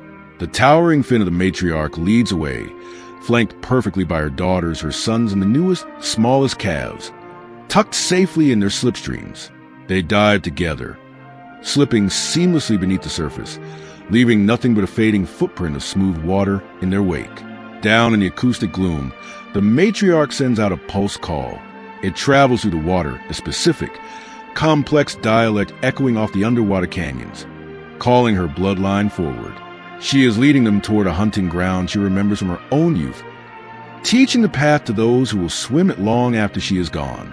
To witness the orca is to realize that the ocean is not a wild, unthinking wilderness. It is a place of profound, inherited wisdom. The killer whale's legacy is not written in their DNA, nor is it carved into the stone of the seabed. It is written in sound, suspended in motion, and held securely in the mind. They are the apex not because of their teeth, but because of their teachings. the society of the deep, passing their history through the currents, one generation at a time. At dawn, the ocean is a flawless mirror, a sprawling plane of liquid glass reflecting the pale, awakening sky. Beneath this tranquil boundary, the silence of the deep is broken by an invisible vibration, a cascading rhythm of clicks, high-pitched whistles, and pulsed acoustic bursts. It is a language traveling through the dense, saline water 5 times faster than it would through the open air. Moments later, the surface shatters. A pod of bottlenose dolphins erupts into the dawn light, their sleek, hydrodynamic bodies slicing through the cresting waves in a display of absolute, breathtaking synchrony. To the untrained eye, their movements appear entirely telepathic. They rise, breathe, and dive as a single, unified organism, anticipating the shifts and turns of their neighbors with a flawless, instantaneous precision. But this is not magic. This is not the blind, hardwired instinct that governs a school of silver baitfish. What you are witnessing is the physical manifestation of high culture. It is a living, breathing tapestry of learned behavior, refined through countless generations, passed meticulously from mother to calf. In the world of the bottlenose dolphin, survival is not an inherited trait. It is an education. In the vast, unforgiving expanse of the ocean, a creature relying solely on instinct is severely limited. A fish knows inherently how to flee, how to school, and how to strike. But the bottlenose dolphin enters the world with a brain that is practically overflowing with potential, yet largely a blank slate. The early life of a dolphin is a period of intense, unrelenting apprenticeship. For the first few years of its life, a calf will remain entirely within its mother's slipstream, a hydrodynamic pocket of water, where the physical effort of swimming is reduced, allowing a young dolphin to focus its vast cognitive resources entirely on observation. This is the ultimate classroom of the sea. The calf watches how its mother surfaces, studying the precise arch of her back and the explosive timing of her exhalation. It observes how she dives, how she interacts with the pod, and critically, how she modulates the frequency of her sonar to interrogate the dark seabed below. The young dolphin mimics her every move. But this is not simple, mindless copying. It is a structured, iterative process of trial, error, and physical calibration. The mother is not just a protector. She is an active, demanding mentor. She guides her calves' education, enforcing lessons with gentle physical nudges, steering the young pupil away from the hidden dangers of the reef, and vocalizing constant feedback. Nowhere on Earth is the depth of this aquatic education more vividly demonstrated than in the shallow, sun-drenched waters of Shark Bay, located on the remote western coast of Australia. Here, an elite society of female bottlenose dolphins has developed a foraging technique so profoundly specialized that it completely revolutionized our understanding of animal intelligence. The behavior is known simply as sponging. The seafloor in Shark Bay is rough, abrasive, and littered with jagged rocks and hidden, venomous stingrays. To hunt safely in this punishing environment, a female dolphin will dive to the bottom, locate a specific type of conical marine sponge, and forcefully tear it free from the substrate. She then fits the hollow base of the sponge over her rostrum, her sensitive beak, wearing it exactly like a protective glove. Armed with this makeshift tool, she scours a harsh, rocky bottom, sweeping the sponge through the abrasive sand to flush out hidden fish without risking deep lacerations or toxic stings to her face. What elevates this behavior from mere cleverness to absolute cultural phenomenon is the line of inheritance. This sponging technique is not hardwired into their DNA. It is a highly guarded cultural tradition passed almost exclusively down the maternal line. A sponging mother will spend years explicitly teaching this craft to her daughters. The calves watch the selection of the sponge, the tearing process, and the precise angle of the sweep. It is a behavioral lineage, a generational craft that perfectly parallels how human societies inherit distinct artisanal skills, languages, or dialects. In Shark Bay, you are either born into the culture of the spongers, or you are not. It is an identity defined by taught knowledge. But to maintain a culture, you must have society. And to maintain a society across the vast, visually limiting expanse of the open ocean, you need an advanced system of communication. The bottlenose dolphin has developed an acoustic network of staggering complexity. They live in a world defined not by what they can see, but by what they can hear. Every single bottlenose dolphin develops a unique, identifying frequency, an acoustic signature known as a signature whistle. This is not just a random noise. It is, for all intents and purposes, a name. Within the first few months of life, a calf will invent its own distinct whistle, a complex arrangement of frequency modulations that is entirely its own. For the rest of its life, it will use this whistle to broadcast its identity to the ocean. When pods merge or when individuals are separated in the turbulent surf, they will call out their names over and over, waiting for a familiar reply. The memory capacity associated with this acoustic naming system is almost beyond human comprehension. Rigorous scientific experiments have proven that a bottlenose dolphin can recognize and respond to the specific signature whistle of an old tank mate or pod member even after being completely separated for over 20 years. This represents the longest social memory ever recorded in a non-human species, rivaling, and perhaps even exceeding, the long-term recognition abilities of elephants and the great apes. In an environment where fluid, fission fusion societies constantly break apart and reform across hundreds of miles of shifting ocean, this auditory naming system allows the dolphins to maintain rich, deeply interwoven social networks spanning decades. Yet, their acoustic mastery goes far beyond simply calling out names. The dolphin's primary sensory apparatus, its echolocation, is an evolutionary marvel that blurs the line between hearing and seeing. Located inside their forehead is a specialized organ called a melon, a pocket of acoustic fat that acts as a biological lens. Through this lens, the dolphin emits rapid-fire bursts of high-frequency clicks. These sound waves travel through the water, strike objects in the environment, and bounce back as echoes. The returning echoes are received to the dolphin's hollow lower jaw, passing directly to the inner ear and then to a massively enlarged auditory cortex in the brain. This sonar is so exquisitely refined that a dolphin can detect a ping-pong ball buried under 2 feet of mud from 100 yards away. But they do not just use this to find food. They use it socially. Because the acoustic waves penetrate soft tissue, a dolphin's echolocation acts like an underwater ultrasound. When a dolphin scans another member of its pod, it is not just seeing the outer shape of its friend. It is seeing their inner physiological state. It can detect the denser skeletal structure, the volume of air in the lungs, the beating of the heart, and even the presence of a developing fetus in a pregnant female. They literally see the emotional and physical state of their peers through the medium of sound. It is an intimate, penetrating form of perception that renders the concept of keeping a secret biologically impossible. In a dolphin pod, your physiological truth is constantly broadcasted to everyone around you. This unparalleled level of acoustic intimacy is supported by a brain of astonishing proportions. Relative to its body size, the encephalization quotient of a bottlenose dolphin rivals that of early human ancestors. The neocortex, the deeply folded outer layer of the brain responsible for higher-order thinking, spatial reasoning, and conscious thought, is massively expanded. This biological supercomputer is the engine that drives their most complex societal behaviors, deep cooperation, Machiavellian politics, and profound, undeniable capacity for empathy.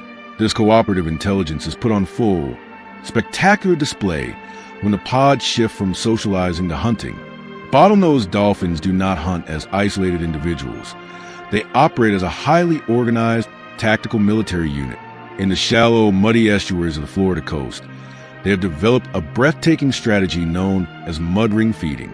When a pod locates a school of mullet holding in the shallow water, a single dolphin breaks off from the group. This individual swims in a rapid, perfectly tightening circle around the fish, aggressively beating its tail against the silted bottom. This action stirs up a thick, impenetrable wall of muddy water, a suffocating ring that traps the panicked fish inside. As the mud ring shrinks, the fish realize they are trapped and begin to leap frantically out of the water to escape. But the rest of the dolphin pod is already waiting. They have positioned themselves perfectly on the outside edge of the mud wall, their mouths open, catching the leaping fish in midair. No single dolphin can execute this hunt alone. The success of the mud ring strategy relies on absolute trust, flawless timing, and the ability to anticipate the intentions of the group. No leader barks orders. The pod acts as a single, distributed organism, reading the subtle body language and acoustic cues of their peers to adjust their positioning in real time. For the calves, observing this level of tactical mastery is intimidating, but they are not expected to perform perfectly on day one. Instead, they learn the lethal mechanics of the hunt through the safety of play. In a dolphin society, play is never frivolous. It is a rehearsal of life. Juveniles will spend hours chasing each other through breaking surf, tossing clumps of seaweed back and forth in complex games of keep away, or surfing the pressure waves created by the bows of large ships. These games are critical developmental exercises. They build cardiovascular endurance, hone the microsecond reflexes required for catching agile prey, and establish the intricate social bonds and dominance hierarchies that will define their adult lives. Play is the crucible where their culture is forged, but the emotional depth of the dolphin brain extends into realms that deeply challenge our understanding of the animal kingdom. They are capable of profound empathy, not just of their own bloodlines, but across species barriers. The ocean is filled with documented, undeniable accounts of bottlenose dolphins exhibiting pure, unselfish altruism. They have been witnessed supporting injured, paralyzed pod members at the surface of the water for days, preventing them from drowning. They have formed protective rings around human swimmers to ward off approaching great white sharks. They have been seen guiding stranded, disoriented whales back into deeper, navigable waters. These actions carry no immediate evolutionary benefit to the dolphins themselves. They expend precious energy and put themselves at extreme physical risk to save the lives of others. This behavior aligns perfectly with their neurological architecture. Their limbic system, the emotional processing center of the brain, is proportionally larger and more complex than that of many primates. Their capacity for deep social bonding, for feeling the distress of another living creature and choosing to intervene, is a fundamental pillar of their existence. Their society survives not through brute force, but through emotional cohesion. However, maintaining this massive hyperactive brain comes with a steep ecological price. Brain tissue is incredibly expensive to run. To fuel this level of intelligence, a dolphin must consume massive amounts of high-calorie, fatty prey. Their complex societies could only have evolved in an environment of relative abundance. In the rich, teeming coastal shallows where food is dense enough to allow time for socializing, teaching, and play. In the nutrient-poor, barren stretches of the deep ocean desert, such a socially intense, brain-heavy lifestyle would be an evolutionary dead end. Their culture is a direct product of both their incredible cognitive potential and the ecological wealth of their environment. When viewed from above, from the silent vantage point of the sky, a pod of bottlenose dolphins cutting through the sea looks less like a group of animals and more like a vast, living neural network. Each individual body is a node, connected to the others through invisible, vibrating waves of sound, motion, and shared intent.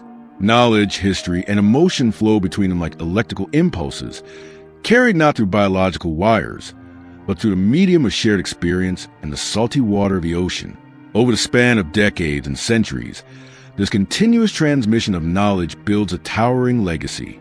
It creates behaviors, traditions, and dialects that persist long after the original innovators have died and sunk to the ocean floor. The ocean, for the bottlenose dolphin, is a boundless classroom. The shifting currents are the blackboards, and every newborn calf is a brilliant, eager student of the tide. As the sun arcs across the sky and begins its long descent toward the horizon, painting the water in deep, bruised hues of violet and gold, a mother and her calf break the surface together. The calf perfectly mimics the rhythm of her breath, the curve of her spine, the sleek, silent re-entry into the deep. Below them, the rest of the pod weaves through the dimming blue, clicking softly, their voices mingling in a complex, ongoing conversation. They are doing far more than just surviving the ocean. They are learning it. They are teaching it. They are remembering it. There's a society built entirely on the fragile, beautiful thread of connection, a lineage dictated not solely by the code of their blood, but by the weight of their knowledge. In the bottlenose dolphin, the sea reveals its most enduring, magnificent truth, that profound world-altering intelligence is not confined to the land. It flows endlessly with the current, carried in echoes and play, passed from mother to child beneath the waves. The morning fog does not simply hang over the northern Pacific coastline. It claims it. It is a thick, silver veil that smothers the horizon, muffling the roar of the crashing surf and reducing the world to a canvas of muted grays and deep, churning greens. From above, the ocean surface appears heavy, almost metallic in its absolute cold. But just beneath this shifting, frigid mirror lies an ancient, towering wilderness. It is a forest, but one born of water rather than earth. Golden brown stalks of giant kelp rise in the dark seabed, stretching dozens of feet toward the light, their broad, serrated fronds swaying in a perpetual, hypnotic rhythm. Suspended in this underwater canopy, tiny bubbles of oxygen cling to the leaves like scattered diamonds, and the surge of the tide pushes and pulls the entire forest in a unified, breathing sway. Here, on the razor's edge of the continent, where the water is lethally cold and the currents are merciless, a master of survival floats on her back. She is small, seemingly fragile against the immense backdrop of the ocean. Resting upon her chest, swaddled in a buoyant halo of dry fluff, is a pup. The sea otter and her offspring stare up into the weeping fog, adrift in a cradle of kelp. In a marine world dominated by massive blubber-insulated giants like whales and walruses, the sea otter is a profound evolutionary anomaly. It is a creature of the land that surrendered the safety of the shore, yet refused to adopt the thick, fatty armor of its marine neighbors. To survive in waters that can siphon the heat from a mammalian body in a matter of minutes, the sea otter relies on a different kind of miracle, its coat. It possesses the densest fur in the animal kingdom. Packed onto its small frame are up to 1 million hairs per square inch. This pelt is a masterpiece of biological engineering, consisting of a tough, waterproof outer layer of guard hairs and a spectacularly dense undercoat. When maintained perfectly, this fur traps a microscopic, unbroken layer of insulating air directly against the otter's skin. The cold ocean water never actually touches the animal. It floats inside a customized, buoyant, self-made atmosphere. But this miraculous defense mechanism demands a punishing toll. The fur only works if it is immaculately clean and perfectly aligned. Thus, the sea otter is condemned to a life of relentless, obsessive maintenance. Every single day, for hours at a time, the otter must twist, somersault, and aggressively scrub its entire body. It uses its nimble paws to comb through the pelt, squeezing out water, realigning the fibers, and blowing fresh air into the undercoat to restore its buoyancy. It is an exhausting, endless ritual of survival. A single patch of matted fur, a single smear of oil or dirt that allows the freezing water to breach the air barrier, can lead to rapid, fatal hypothermia. Yet, fur alone cannot keep the Pacific chill at bay. To generate the massive internal heat required to survive, the sea otter's body operates as a high-performance biological furnace. Its resting metabolic rate is staggering, running up to 3 times faster than that of a human of comparable size. To fuel this relentless internal fire, the sea otter must consume an astronomical amount of calories. Every single day, it must hunt down, crack open, and devour a quarter of its own body weight in solid meat. Imagine a human being forced to eat 40 or 50 pounds of food a day, simply keep their core temperature from plummeting. This desperate, unending mathematical equation, calories burned versus calories consumed, is the driving force behind the sea otter's existence. It is a necessity that has forged one of the most extraordinary minds and one of the most specialized classrooms in the entire ocean. Down in the dim, surging corridors of the kelp forest, the mother goes to work. She leaves her buoyant pup bobbing safely on the surface, wrapped securely in a tether of kelp fronds to prevent it from drifting away. With a swift kick of her web hind flippers, she descends. Her vision is sharp, but in the tangled, shadowed depths of the forest, she relies heavily on her tactile senses.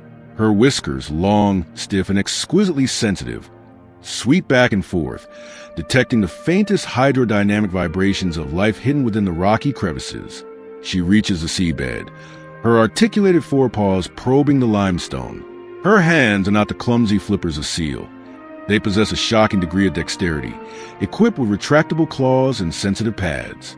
Within moments, she locates her prize, a massive purple sea urchin, bristling with defensive, needle-sharp spines clamped tightly to the rock. With practice, violent leverage, she pries the urchin free, but she does not immediately return to the surface. She continues to scour the bottom, her paws feeling the shape and weight of the loose stones scattered across the sand. She is looking for something very specific. She is looking for an anvil. She finds a smooth, flattened rock of ideal density. Tucking the urchin under one arm and the stone under the other, she kicks upward, breaking the surface in a spray of silver water. She immediately rolls onto her back, turning her chest into a floating workbench. She places a flat stone firmly upon her ribs. Then, gripping the spiny urchin with both paws, she raises it high above her body and brings it down upon the stone with sharp, forceful strike. Clack. The sound echoes across the quiet bay, a sharp, percussive crack that cuts through the white noise of surf. She strikes it again and again, hammering the heavily armored prey with calculated precision until the shell fractures. The urchin splits open, revealing the rich, fatty, bright orange gonads inside. She scoops out the protein-rich meat, eating rapidly, refueling the furnace. Floating just inches away, her fluffy pup watches. Its wide, dark eyes track every movement of the mother's paws, every strike against the stone. Occasionally, the pup reaches out, clumsily mimicking the gesture, patting its own empty chest. This is not a moment of idle observation. This is an apprenticeship. The pup is watching a master craftsman at work, internalizing a behavior that will ultimately dictate its own survival. The use of tools is a profound evolutionary milestone. For centuries, humans arrogantly believed that the ability to wield an object to manipulate the environment was the exclusive domain of our own species, a dividing line between the beast and the intellect. But here, floating in the cold Pacific, the sea otter shatters that illusion, and the depth of this intelligence goes far beyond the simple act of hitting a shell with a rock. What the mother is demonstrating is not a hardwired instinct. A sea otter pup raised in total isolation will not inherently know how to select an anvil, how to position it, or how to strike. This behavior must be meticulously taught and perfectly learned. It is a cultural tradition passed down exclusively through the matrilineal line. In fact, biological surveys have revealed that different populations of sea otters, and even different family lineages within the same kelp forest, possess entirely different cultural specialties. In one bay, a lineage of otters may be the undisputed masters of the sea urchin. A few miles down the coast, a different tribe may specialize almost entirely in excavating and cracking massive, thick-shell Washington clams, requiring a completely different technique of wedging stones into the seabed and using their entire body weight to pry the bivalves open. Some lineages are snail specialists. Others are crab hunters. The pup inherits its mother's specific culinary culture, learning the exact tools and exact physics required for her specialized trade. This taught intelligence even extends into the realm of foresight and planning. The sea otter possesses loose pouches of skin beneath its forelegs, essentially biological pockets. When an otter finds a particularly perfectly weighted anvil stone, it does not discard it after a single meal. It will tuck the stone into its pocket, diving and surfacing repeatedly, carrying its favorite tool from one hunting ground to the next. The animal is preserving an object, not for immediate use, but for a future anticipated need. It is holding on to an asset. This is a level of cognitive planning that implies an understanding of the future, a trait once thought to be entirely absent in the non-primate world. The transmission of this complex knowledge is a slow, patient process. The mother will actively guide her pup. As the pup grows and begins to dive alongside her, she will hand it a small stone. She will give it a partially cracked shell.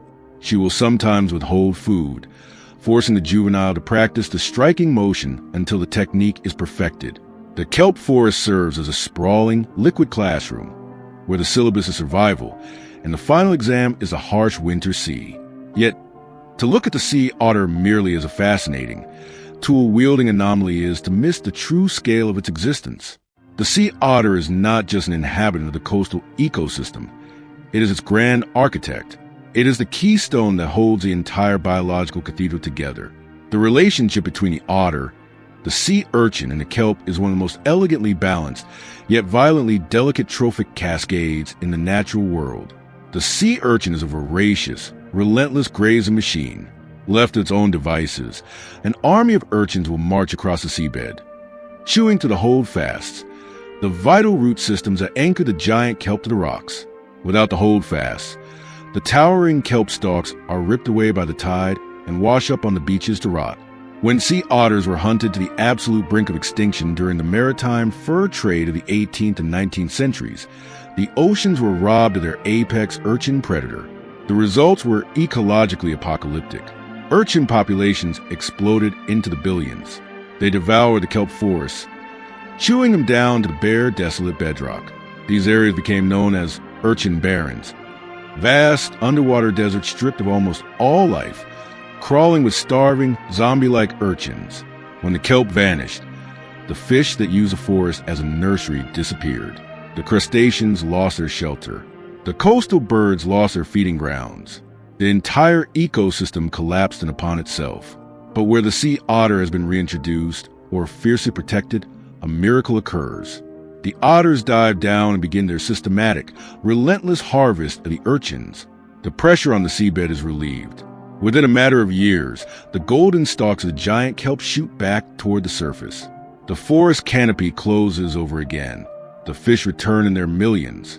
And the impact of this restoration reaches far beyond the boundaries of the coast. It reaches into the very air we breathe. Giant kelp grows at an astonishing rate, up to 2 feet in a single day. And as it grows, it pulls immense quantities of carbon dioxide out of the water and the atmosphere. A healthy otter patrol kelp forest is one of the most efficient carbon sinks on the planet, capable of sequestering billions of pounds of carbon. By simply go about its daily, relentless hunt for food, this small, fluffy marine mammal actively mitigates the impacts of global climate change. The sea otter is an inadvertent guardian of the Earth's atmosphere, shaping the chemistry of the planet with every swing of its stone anvil. To facilitate this monumental ecological role, the otter's anatomy is fine-tuned for constant, dynamic action. Its lung capacity is 2.5 times larger than that of similar-sized land mammals, allowing it to dive deep and stay submerged while it wrestles with stubborn prey. These massive lungs also act as internal buoyancy compensators, helping the animal flow effortlessly on the surface while it eats and grooms. Its kidneys are extraordinary, capable of processing the heavy salt load of marine invertebrates, meaning the otter never needs to drink fresh water. It derives all its hydration from the bodily fluids of its prey. It is an intricate biological machine, optimized for a life of relentless high-energy extraction. But this existence remains perpetually on a knife's edge. The very biology that makes the sea otter so unique also makes it incredibly vulnerable. Because they lack the thick blubber of seals, a single environmental disaster can wipe out an entire population in days. An oil spill is an apocalyptic event for a sea otter. If even a small amount of crude oil coats their fur, the insulating air layer is destroyed. The cold water penetrates the skin, and the animal freezes to death almost immediately. They must also navigate a world increasingly crowded with human threats. Entanglement in discarded fishing nets, coastal pollution that poisons their shellfish prey, and the looming shadow of boat traffic. Furthermore, they face natural predators. Great white sharks, confused by their silhouette, will sometimes strike, though they rarely consume the otters due to their lack of fat. And in regions where fish populations have plummeted, transient orcas, deprived of their normal prey of seals and sea lions, have occasionally turned their terrifying intelligence toward hunting otters, further destabilizing the delicate balance of the kelp forest. Yet, against all these odds, the sea otter's adaptability continues to astound. In the highly urbanized coastlines of Central California, generations of otters have learned to navigate the maze of human harbors. They use the concrete pilings of docks as artificial reefs, diving for mussels encrusted on the man-made structures. They have been observed using discarded glass bottles or pieces of metal debris as anvils when natural stones are scarce. This is a hallmark of a truly advanced mind. The ability to reinterpret a radically altered environment, to take the ancestral knowledge passed down through generations and apply it to an entirely new modern paradigm. As the long day wanes and the thick fog begins to deepen into the bruising purple of dusk, the mother otter finishes her final meal. She meticulously licks her paws clean, rubbing them over her face and whiskers in a fastidious, almost cat-like display of grooming. She reaches out and pulls her sleeping pup close, wrapping a long, thick strand of golden kelp around both of their bodies, anchoring them securely to the forest below. The tide is rising, and the rhythmic, hollow rush of the breaking waves grows louder in the twilight. They drift together, rising and falling on the gentle swells, an island of warmth and life in a freezing sea. Around them, echoing faintly through the dimming mist, come the sound of other otters, other mothers and pupils, still working. Asterisk clack. Clack. Clack. Asterisk. It is the sound of survival. It is the rhythm of continuity. It is a sound an animal that carries its history, its culture, and its classroom wherever it goes, building knowledge not with words, but with action. In the soft, persistent rhythm of shell against stone, the sea otter proves that true intelligence is not merely the capacity to invent, but the dedication to endure, to teach, and to shape the very world around you. They are the ocean's smallest, most vital architects, holding the line against the encroaching dark, one stone and one lesson at a time. Suspended in the turquoise shallows of a vibrant coral reef, the water is a mosaic of shifting light. The sun beams down to the rippling surface, casting a chaotic, ever-changing net illumination over the limestone architecture and the pale, sandy seafloor. In this environment of relentless visual noise, survival hinges on the ability to either outswim your enemies or outsmart their eyes. If you stare long enough at a seemingly barren patch of coral rubble, something impossible might happen. The rock itself might suddenly draw a breath. The algae might shift, the sand might elevate, and the boundary between solid stone and living flesh will simply dissolve. What materializes from the background is the cuttlefish. It does not hide behind the reef. It becomes a reef. It is a creature that seems less like a biological organism and more like a manifestation of pure, adaptive software. While other animals rely on heavy armor, venom, or sheer speed, the cuttlefish relies on an intellect dedicated entirely to the manipulation of perception. It is a biological illusionist, constantly running complex algorithms of light, texture, and geometry to survive in a world where everything is watching.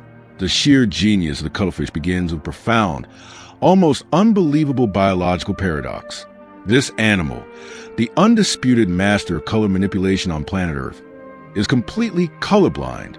It cannot distinguish the vibrant reds of a passing parrotfish, the deep blues of the surrounding ocean, or the brilliant yellows of coral heads. Instead, its eyes, striking, alien orbs featuring bizarre, W-shaped pupils, are designed to read the world in a way we cannot fathom. While it lacks color receptors, the cuttlefish's eye is incredibly sensitive to the contrast of light and shadow, and more importantly, it is highly tuned to detect polarized light. It views the underwater realm not as a painting of primary colors, but as a hyper-detailed, three-dimensional topographic map of luminance and texture. It sees the physics of the water. It calculates the exact angle of the sun, the depth of the shadows, and the specific reflective properties of the sand. And then, using a brain that is exceptionally large and dense with neurons for an invertebrate, it takes that incoming data and solves a real-time survival equation. How do I need to look so that the predator swimming 20 feet above me sees absolutely nothing? The execution of this equation is carried out on the surface of its skin, which is, without exaggeration, the most advanced display screen in the natural world.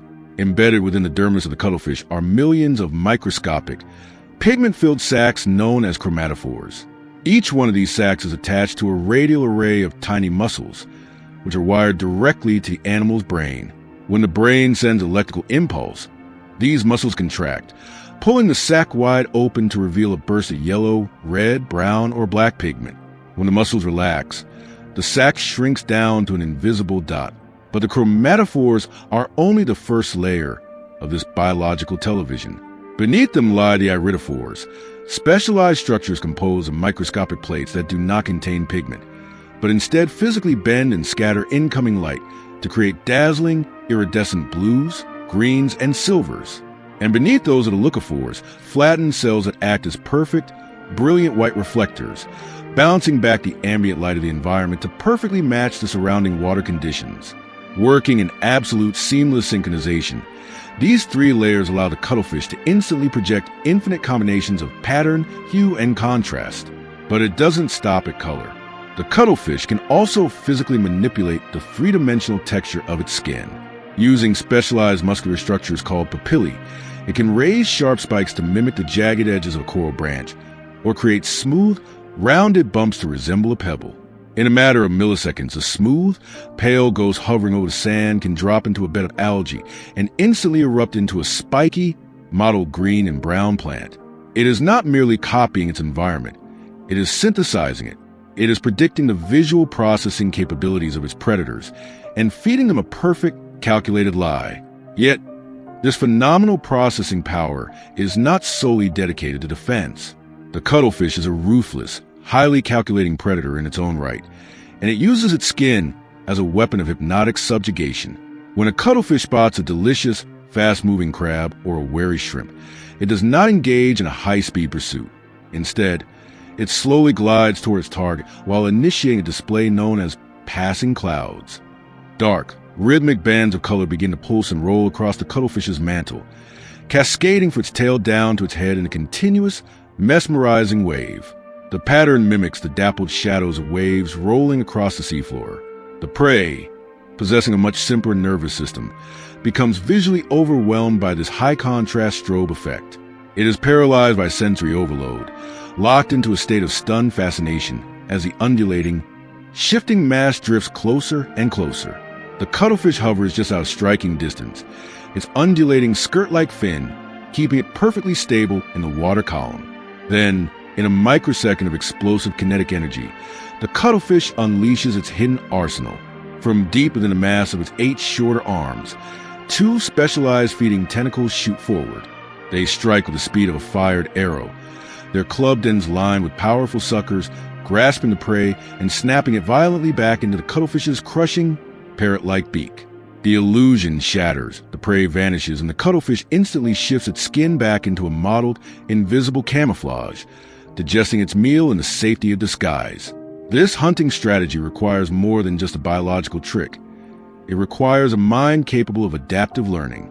The cuttlefish does not employ the exact same strategy every time it hunts. If a particular display of passing clouds fails to entrance a certain species of crab, or if the lighting conditions of the reef make the strobe effect less effective, the cuttlefish registers a failure. It remembers. Biologists have found evidence that cuttlefish possess episodic-like memory, the ability to recall not just a specific piece of information, but the context of the past event. What happened, where it happened, and when. It uses this archive data to actively update its tactical model of the world. It will alter the speed of its hypnotic waves, change its approach angle, or switch to a completely different method of stealth. It is engaged in a continuous, lifelong feedback loop of action, failure, correction, and success. It is a biological machine learning algorithm, refining its code with every single encounter. But perhaps the most startling revelation regarding cuttlefish intelligence comes from an experiment designed to test the psychological concept of delayed gratification. For decades, the marshmallow test has been used to measure the cognitive development and impulse control of human children. Could they resist the temptation of eating 1 marshmallow immediately if they were promised 2 marshmallows if they waited 15 minutes? It tests the ability to envision the future and suppress immediate, primal urges for a greater theoretical reward. When researchers adapted this test to the cuttlefish, the results were astounding. They placed the animals in a specialized tank with 2 chambers. One chamber offered an immediate but less desirable snack, a piece of raw prawn. The other chamber, marked with a specific visual cue, promised a highly prized live grass shrimp. But the door would only open if the cuttlefish waited. Time and time again, the cuttlefish chose to wait. They actively suppressed their immediate predatory instincts, holding their position in the water, their eyes locked on the delayed prize. They were willing to sacrifice the present for the future. For a creature with a lifespan of roughly 18 to 24 months, time is the most precious resource in existence. Every minute matters. Yet, they possess a profound cognitive flexibility to delay their gratification. This implies an internal, subjective awareness of time, an executive function required to override instinct with calculated foresight. It is a trait we once proudly reserved for large-brained mammals, humans, and select birds like corvids. To find it residing within a soft-bodied, colorblind mollusk fundamentally forces us to reconsider the evolutionary origins of intelligence itself. This deep cognitive flexibility is also woven into their highly complex and utterly deceptive social lives. During the mating season, the reef becomes an arena of fierce competition and intricate visual diplomacy. Large, dominant males aggressively patrol the breeding grounds, establishing territories and guarding females. When 2 rival males encounter one another, they do not immediately lock arms and tear each other apart. Instead, they engage in spectacular silent color duels. Their bodies flash with intense, zebra-like stripes, expanding their arms to appear as massive and intimidating as possible. It is a war of biological intimidation, conveying aggression and physical fitness, without risking a lethal physical confrontation. But it is the smaller, less physically imposing males, the so-called sneaker males, who truly demonstrate the deceptive brilliance of the species. Knowing they cannot defeat the dominant males in a visual duel, they resort to social hacking. A sneaker male will alter his skin pattern to perfectly mimic the mottled, subdued camouflage of a female cuttlefish. He will pull his arms in tight, changing his body posture to hide his masculine features. Disguised as a female, he casually glides right past the aggressive, guarding dominant male, who completely ignores him. The sneaker male approaches the actual female, briefly flashes his true colors to initiate a lightning-fast mating sequence, and then seamlessly slips his camouflage back on, swimming away before the dominant male ever realizes he's been entirely outsmarted. Even more astoundingly, some males have been observed splitting their disguise right down the middle of their bodies. If a male is positioned between a receptive female on his left and a dominant rival on his right, he will display a gentle, pulsating courtship pattern on the left half of his skin, while simultaneously displaying the mottled, non-threatening female camouflage on the right half. He is literally communicating two completely different, highly complex lies to two different audiences at the exact same moment. This requires a level of divided attention and neurological control that borders on the incomprehensible. Yet, the tragedy of the cuttlefish is the breathtaking brevity of its existence. It is an animal that possesses a cognitive power to calculate optics in real time, to remember the past, to plan for the future, and to deceive its peers with dual-sided lies.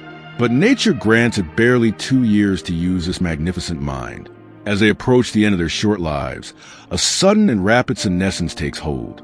The brilliant biological computer begins to degrade. The nervous system that once controlled millions of chromatophores with flawless precision begins to misfire. Their vision clouds. Their once perfect camouflage becomes sluggish and uncoordinated, locking into permanent, inappropriate patterns. They lose their ability to hunt, and they lose their fear of predators. They drift aimlessly over the reef, the vibrant, calculating spark in their alien eyes fading into a dim, confused gaze. They surrender their bodies back to the ocean that built them. But before that tragic decline, every cuttlefish lives a life of absolute, calculating brilliance. If the octopus is the ocean's curious, tactile explorer, and the dolphin is the ocean's social scholar, then the cuttlefish is the ocean's mathematician. It is an entity whose entire survival depends on processing the world purely as data. It takes in the angle of the light, the geometry of the coral, the speed of the shadow, and the probability of the future, and it renders a flawless solution across its very flesh. When we watch a cuttlefish vanish against a wall of algae or strobe in the open water, like a localized thunderstorm, we are not witnessing mere animal instinct. We are witnessing a living equation unfolding in real time. In this soft, boneless creature, evolution decided that the ultimate weapon was neither the tooth nor the claw, but the code. The cuttlefish glides through blue not just as an animal, but as a thought-made flesh, a being that does not simply exist within its environment, but continuously, brilliantly, and silently outsmarts it. The water here is thick, choked with suspended sand and silt, forming a shifting, gray haze that swirls with every pulse of the surging tide. Visibility is reduced to a claustrophobic minimum, a mere few body lengths into the gloom. To a human diver, this turbid coastal zone is a place of absolute sensory deprivation, a blind void where danger can emerge from any direction without warning. And yet, moving through this underwater fog is a shape that glides with terrifying certainty. It is heavy-bodied, broad-headed, and utterly unhurried. Its outline fades in and out of the murk like an apparition, painted with dark, tiger-like stripes that break up its massive silhouette against the scattered light. This is the tiger shark. It patrols the shallows like a ghost written in muscle, navigating a blind world with absolute mastery. To the uninitiated, the tiger shark is often dismissed as a mindless eating machine, the so-called garbage from the sea, notorious for consuming everything from sea turtles to seabirds to discarded human debris. But this reputation obscures a profound and beautiful truth. Beneath that image of indiscriminate chaos lies a highly sophisticated logic. The tiger shark is not a mindless scavenger. It is the ocean's ultimate apex generalist, a predator whose mind holds an intricate, long-term mental chart of coast currents and the rhythmic cycles of its prey. In these murky waters, every movement it makes is informed by memory as much as instinct. To understand the tiger shark, we must look past the terrifying jaws and examine the astonishing sensory tapestry that guides it. In turbid coastal bays where vision is rendered utterly useless, and where the sound of prey is muffled by the heavy, churning sediment, the tiger shark relies on a biological radar system of staggering complexity. Scattered across its blunt, squared-off snout are hundreds of tiny, jelly-filled pores known as the ampullae of Lorenzini. These organs are highly tuned electroreceptors. Every living creature in the ocean generates a faint electrical field, the firing of a nerve, the twitch of muscle, the slow, rhythmic beating of a heart. The tiger shark can detect these microscopic electrical pulses from feet away. To this shark, a stingray completely buried beneath a foot of dense sand is not hidden. It is broadcasting a glowing electrical beacon. Running down both sides of the shark's flanks is a lateral line, a canal of sensory cells that detects the faintest changes in water pressure and hydrodynamics. Through this, the shark can feel the shape of motion itself.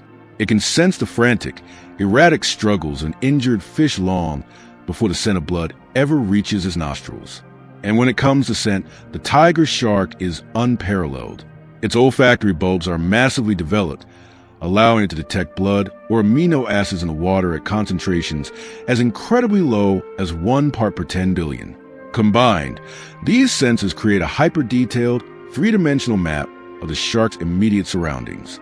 But what elevates the tiger shark from a mere sensory machine to an advanced, calculating predator is what it does with this information over time. The tiger shark remembers. As the seasons slowly turn, tiger sharks trace massive, migratory circuits across the globe, journeys that synchronize flawlessly with the life cycles of their prey. In the western Atlantic, for example, they move steadily northward as the summer approaches, riding the warming currents. They are following the great migrations of the sea turtles.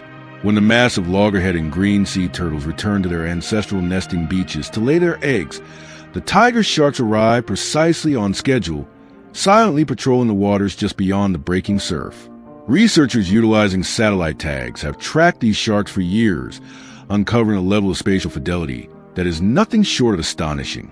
Individual tiger sharks do not just return to the same general region. They return to the exact same stretches of beach, often within days of the exact same date they arrived the previous year. This is a survival strategy built entirely on anticipation. They are not wandering aimlessly, hoping to stumble across the scent of a turtle. They possess a mental calendar, a long-term memory woven from years of repetition and reward, telling them exactly where and when an abundance of food will appear. But how does a solitary creature navigate across thousands of miles of featureless open ocean to find a specific beach or locate an invisible underwater mountain? Off the coast of Hawaii, tagged tiger sharks have been documented embarking on massive journeys across the deep pelagic blue, traveling hundreds of miles to revisit specific seamounts, underwater volcanoes that never break the surface. These seamounts create upwellings of nutrients, attracting bursts of oceanic life. To find them, the tiger shark employs an internal compass tuned to the Earth itself. They possess magnetoreception, an uncanny ability to sense the planet's magnetic field. The ocean, which appears to us as a blank blue void, is actually crisscrossed with invisible magnetic grid lines. The tiger shark reads this grid, linking specific magnetic coordinates with the memories of past feeding successes. They map the ocean through experience, storing the geomagnetic addresses of the most productive hunting grounds in their minds. Like migratory birds, they decode the featureless wilderness, transforming the terrifying expanse of the open ocean into a familiar, navigable landscape. This cognitive flexibility is the true secret to their resilience. Unlike the great white shark, which is a highly specialized, visual ambush predator dependent on the cooler, clear waters of the world, the tiger shark thrives in variety. It alters its hunting strategies based on the environment it finds itself in, a hallmark of true learning and behavioral adaptation. In the crystal clear shallows of tropical reef, the tiger shark uses stealth, utilizing its dark, striped camouflage to approach from below in a sudden, explosive burst of speed. In muddy, sediment-choked estuaries, it shifts entirely into scavenger mode, cruising slowly near the bottom, ignoring its eyes and letting its electrical and olfactory senses guide it to bury prey. When navigating the intricate, sharp corridors of a coral labyrinth, it moves with delicate care, weaving its massive bulk through tight channels that conceal both prey and danger. Each hunt is a fresh calculation, a complex decision-making process where the shark actively balances the risk of injury against the potential reward. Among its favorite prey, few animals challenge the tiger shark's skill quite like the adult sea turtle. A fully grown sea turtle is heavily armored, its thick carapace providing a formidable defense against almost any predator. But the tiger shark has learned, through trial, error, and memory, to perfectly exploit the turtle's single weakness. When a tiger shark attacks a large turtle, it does not simply bite down blindly on the impenetrable top shell. Instead, it utilizes a powerful, calculated lateral strike to hit the turtle from the side, violently flipping the massive reptile upside down. This exposes the plastron, the softer, highly vulnerable underbelly of the turtle. The shark then moves in for the kill. The precision required for this maneuver proves that this is not a blind reflex, but a learned technique. Juvenile tiger sharks, lacking the years of practice, often attack clumsily. They will repeatedly bite at the hard carapace, dulling their teeth and wasting massive amount of energy, without success. But the adults have learned the geometry of the kill. They know the precise angle to approach, the exact amount of force required to flip the prey, and the specific soft tissues to target first. Over time, these tactics are refined into absolute expertise. Because tiger sharks do not hunt in packs, this knowledge is not taught by a mother or shared by a pod. It is earned. It is a solitary intelligence, written into the shark's muscle memory through years of individual observation and repeated execution. Yet, despite its fearsome prowess, the tiger shark is not a reckless killer. It is highly methodical, deeply calculating, and often surprisingly cautious. Before committing to a full-scale attack on an unfamiliar or potentially dangerous object, the tiger shark will often employ a behavior known as the bump and bite. It will circle the potential prey slowly, moving in to physically bump it with its snout or softly mouth it without applying lethal pressure. This is not a failed attack. It is a form of tactile investigation. The shark's jaws and snout are packed with highly sensitive nerve endings. By bumping and mouthing the object, the shark is gathering critical data. It is testing the density, the texture, and the reaction of the prey. It is asking a question: is this food or is this danger? Through this physical contact, the shark updates its assessment of the situation, adjusting its final attack, or deciding to swim away entirely, based on the information it receives. Touch becomes an extension of its intellect, an inquiry made before action. The ecological impact of this calculating mind is monumental. The tiger shark does not just exist within the ecosystem. It acts as its silent, roaming architect. By patrolling the shallow seagrass meadows of places like Shark Bay in Australia, the tiger shark regulates the populations and the behaviors of large grazers, like dugongs and sea turtles.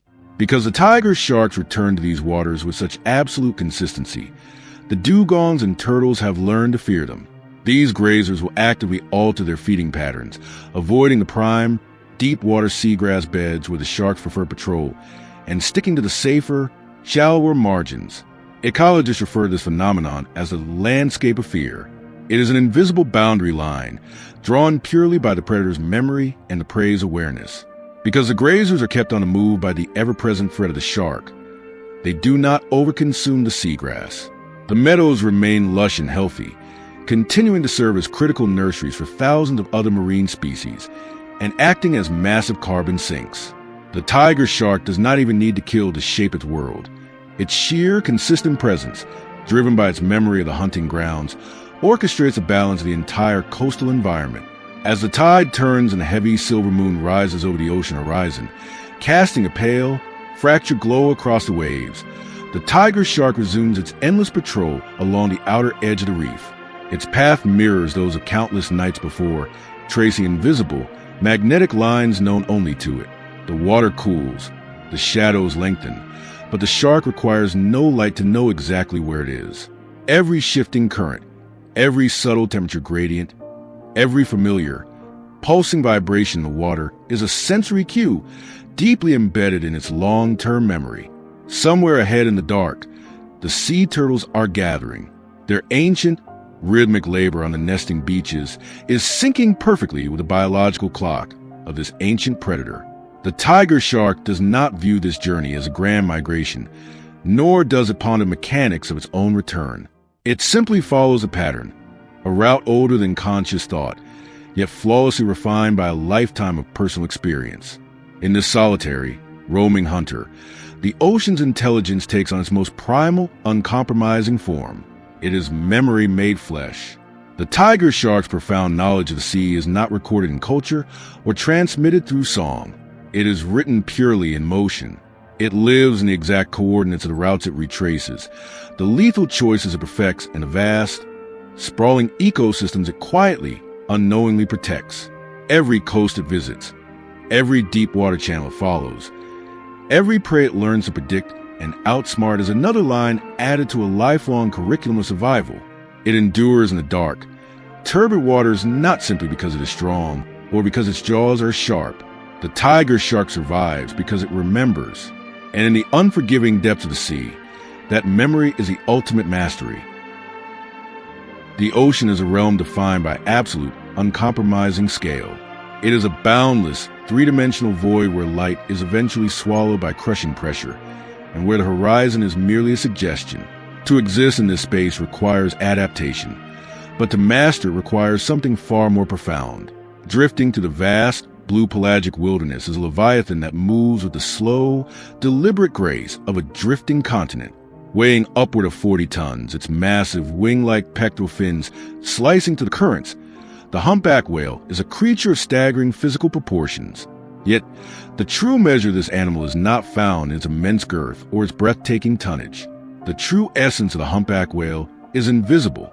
It is carried on a current, stretching across thousands of miles of open sea, bending through thermal layers and echoing into the abyss. You do not simply hear a humpback whale. You feel it. Long before the massive silhouette materializes from the blue gloom, the water itself begins to vibrate. A deep, resonant hum penetrates the ocean, a frequency so powerful that it passes directly through the flesh and bone of anything in its path. This is the song of the humpback.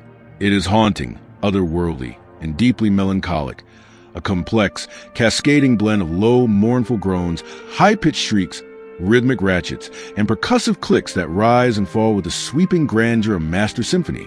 For centuries, sailors heard these muffled, ghostly reverberations through the wooden hulls of their ships and attributed them to mythical sea monsters or the souls of drowned men.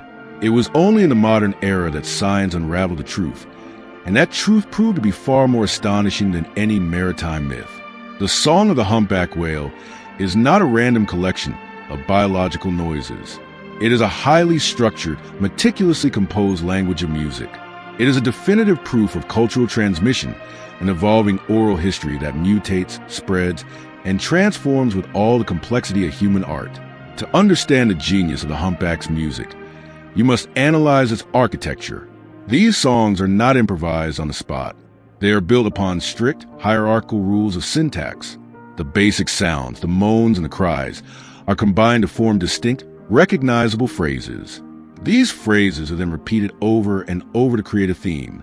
Multiple themes are strung together in a very specific order to create the final song, a performance that can last anywhere from 10 to 30 minutes, and which the whale will loop continuously for hours, sometimes even days at a time.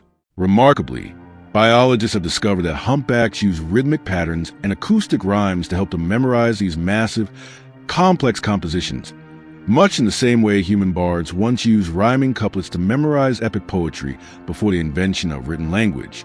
During the winter breeding seasons, the males suspend themselves vertically in the water column, their heads pointed toward the abyss, their massive jaws slightly agape, and they sing.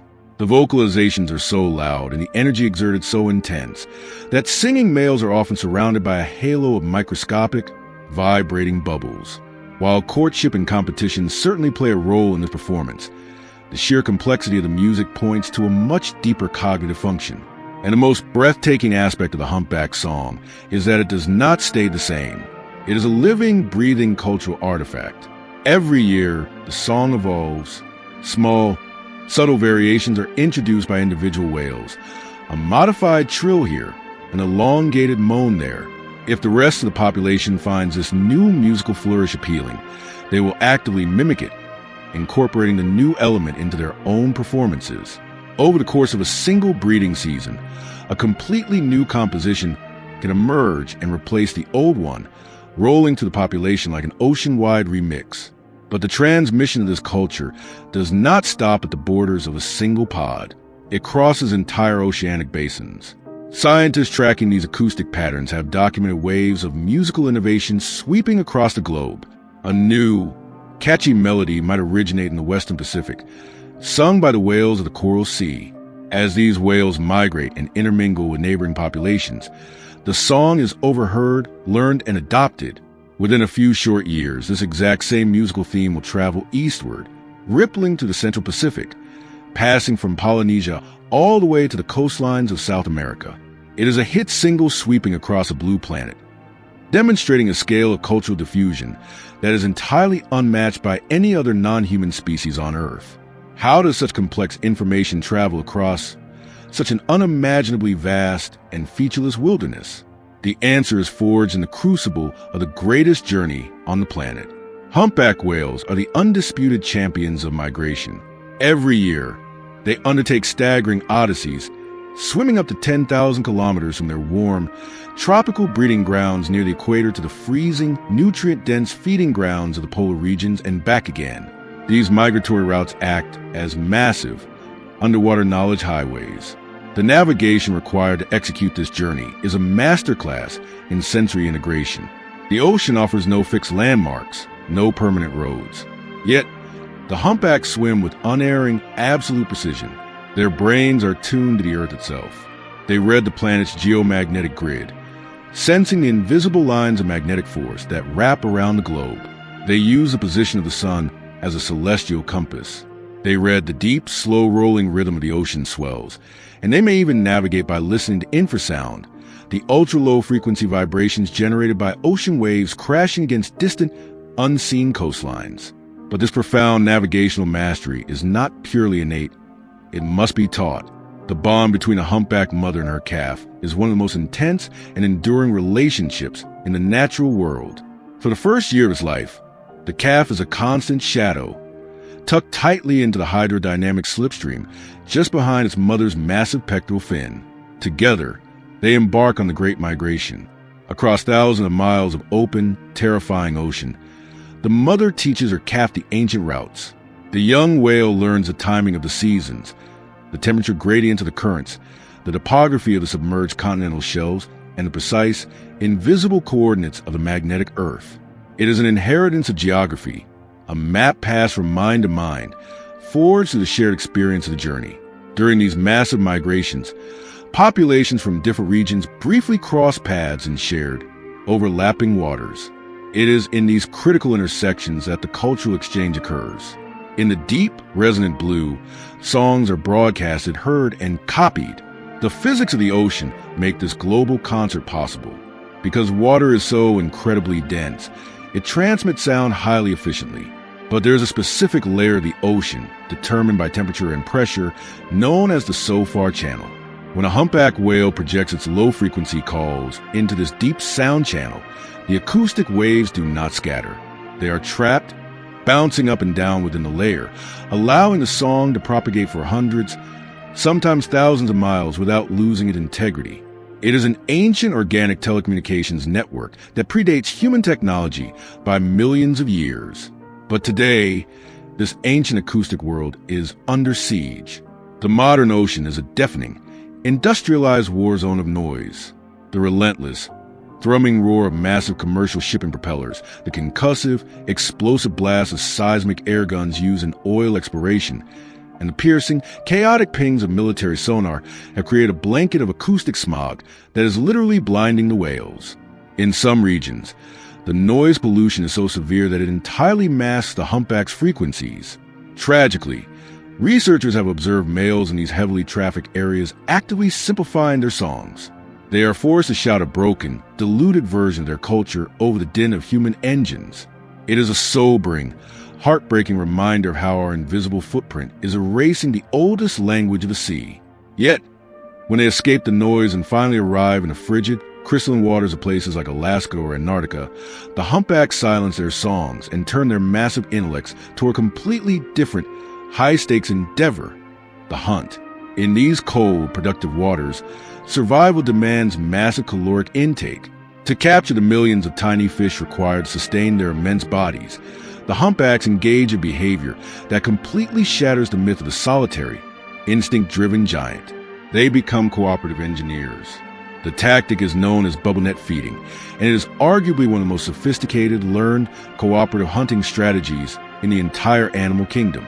When a small pod of humpbacks locates a massive, swirling school of herring, they do not simply charge in with open mouths. They orchestrate a flawless, terrifyingly precise aquatic ballet. The whales dive deep into the darkness, positioning themselves perfectly beneath the panicked school of fish. Every member of the pod has a specific, rehearsed role. One whale, acting as the architect, begins to swim in a tight, ascending spiral. As it spirals upward, it carefully exhales from its blowhole, releasing a continuous stream of air bubbles. As these bubbles rise toward the surface, they expand, creating a shimmering, cylindrical wall of air, a literal net woven from oxygen. The herring, terrified by the sudden visual barrier of the rising bubbles, refuse to cross the threshold. They are corralled, packing themselves into a dense, hypercompressed sphere in the center of the trap. Meanwhile, another whale, acting as the acoustic caller, unleashes a specialized, deafening vocalization known as a feeding cry. This sound is not a song, it is a weapon.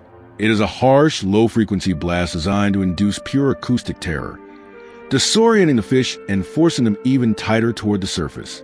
The rest of the pod positions themselves at the very bottom of the bubble cylinder. Then, operating on a perfectly synchronized silent cue, the entire group surges upward to the center of the net.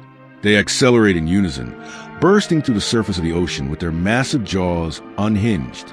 Their pleated throats, designed to expand like an accordion, balloon outward, engulfing thousands of gallons of water and tens of thousands of fish in a single, devastating, synchronized strike. What makes the bubble net hunt so profoundly indicative of higher intelligence is its sheer cultural exclusivity. Not all humpback whales know how to do this. It is a localized regional tradition. A humpback born in the South Pacific does not inherently know how to weave a net of air. The technique must be painstakingly learned through observation and apprenticeship. Juveniles will spend years watching the adults, hovering on the periphery of the hunt, practicing the intricate choreography in miniature before they are ever allowed to join the main strike force. Different pods even develop their own unique dialects of the feeding cry and their own specific geometric variations of the bubble net itself. It is a clear, undeniable demonstration of applied, cooperative intellect. The cognitive depth of the humpback is also displayed in their spectacular physical acrobatics. They are famous for breaching, propelling their entire 40-ton bodies completely out of water, hanging suspended in the air for a brief, gravity-defying second before crashing back down in an explosion of white foam. While breaching certainly helps dislodge irritating parasites and barnacles from their skin, its primary function is communicative. The thunderous, percussive slap of 40 tons of flesh hitting the surface creates a massive acoustic shockwave that travels for miles underwater. It is a physical punctuation mark, a way of signaling a change in direction, a warning to distant pods, or a declaration of physical prowess in a chaotic, wind-swept ocean where vocalizations might be lost in the noise of the storm. Beyond their cognitive brilliance, the humpback whale serves an absolutely vital, foundational role in the engineering of the entire global ecosystem. They are the great gardeners of the pelagic zone. Because they dive deep to feed and then return to the surface to breathe and rest, they function as massive biological conveyor belts. When they exhale and defecate at the surface, they release massive, liquid plumes of fecal matter that are incredibly rich in essential nutrients like iron and nitrogen. This process, famously known as the whale pump, acts as a potent fertilizer for the sunlit surface waters. It triggers massive, sprawling blooms of phytoplankton, the microscopic, plant-like organisms that form the absolute base of the entire marine food web. These phytoplankton not only feed the krill and the fish, but they also generate more than half of the oxygen in the Earth's atmosphere, while actively scrubbing carbon dioxide from the air. The very presence of the humpback whale, its rhythmic cycle of diving and breathing, quite literally breathes life into planet. The health of the ocean and the atmosphere above it resonates directly with the movement of these gentle giants. As the evening descends over tropical breeding grounds, the brilliant, bruised colors of the sunset bleed into the darkening water. A solitary male suspends himself in the quiet twilight, head angled toward the deep, and begins to sing. The first low, mournful notes spiral through the darkness, pulsing like a slow, steady heartbeat. Miles away, another male hears the theme, waits a break, and joins in, then another and another, until the entire ocean basin is thrumming with an overlapping, rolling symphony of sound. Down in the shadows, a young calf rests against its mother's flank, listening. It absorbs the complex rhythm, the changing motifs, and the ancient, echoing structure of the music. The ocean around them becomes a limitless classroom, and the sound itself becomes a heritage. Within those notes lies a memory of the migration, the architecture of the hunt, and the undeniable instinct to pass knowledge forward. Through the humpback whale, the ocean proves that intelligence is not merely confined to the construction of tools, the building of cities, or the possession of thumbs. Sometimes, the highest forms of cognition drift in the deepest waters, carried entirely on invisible waves of sound, echoing across generations in the oldest, vastest classroom on Earth. As the first rays of dawn pierce the surface of the tropical ocean, the coral reef awakens in a kaleidoscope of frantic, unforgiving energy. The water column instantly fills with the flashing silver scales of schooling baitfish, while massive groupers haul their heavy bodies out of limestone caverns to begin their morning patrols. It is a world of perpetual motion, a sprawling underwater metropolis defined by ruthless competition and a constant, looming threat of predation. Yet, amidst this sprawling chaos, anchored to a jagged spur of rock, sit a localized, perfectly contained island of stillness. It is a cluster of pale, fleshy tentacles, swaying with a hypnotic, languid grace in the pulling current. To almost every creature on the reef, this undulating canopy is a lethal trap. It is a sea anemone, a predatory invertebrate armed with thousands of microscopic, spring-loaded harpoons packed with paralyzing neurotoxins. But darting effortlessly through this forest of poison are flashes of brilliant, unapologetic orange and blinding white. These are the clownfish. Small, highly territorial, and wildly conspicuous, they navigate the deadly arms of the anemone as though it were the safest place on Earth. To the casual observer, this relationship appears to be a charming quirk of nature, a lucky sanctuary for a vulnerable, brightly colored fish. But to view it through the lens of sentimentality is to entirely miss the terrifying, brilliant reality of their existence. Beneath the soft, waving tentacles of the anemone lies one of the most rigidly governed, biologically disciplined, and socially complex societies in the entire ocean. The world of the clownfish is a masterclass in survival through absolute, unyielding order. The foundation of this micro-society is a chemical truce. The symbiosis between the clownfish and the sea anemone is one of the most iconic, yet deeply misunderstood partnerships in marine biology. It is not a casual friendship. It is a strict, evolutionary transaction. The anemone provides an impenetrable fortress. Its venomous tentacles deter the moray eels, the wrasses, and the butterfly fish that would otherwise snap the tiny clownfish out of the water in a heartbeat. In return, the clownfish pays a heavy, continuous rent. They are the fastidious caretakers of their host. Using their fins, they constantly fan the anemone, driving oxygen-rich water deep into its tissues. They meticulously pick away dead tentacles, clear encroaching algae, and remove suffocating debris. They even provide vital nutrients to the anemone through their own biological waste, directly fertilizing symbiotic algae that live within the anemone's flesh. But this sanctuary is not freely given. The right to live within the venom must be earned. When a larval clownfish drops out of the open ocean and locates a suitable anemone, it cannot simply swim inside. If it did, it would be instantly paralyzed and consumed. Instead, the young fish must undergo a harrowing, calculated ritual of acclimation, It approaches the perimeter of the tentacles and begins an intricate dance of contact and retreat. It gently brushes its belly or the tip of a fin against the stinging cells, darting back immediately.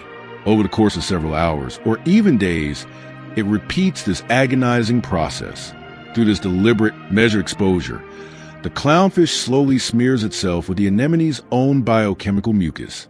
It essentially steals the host's chemical fingerprint.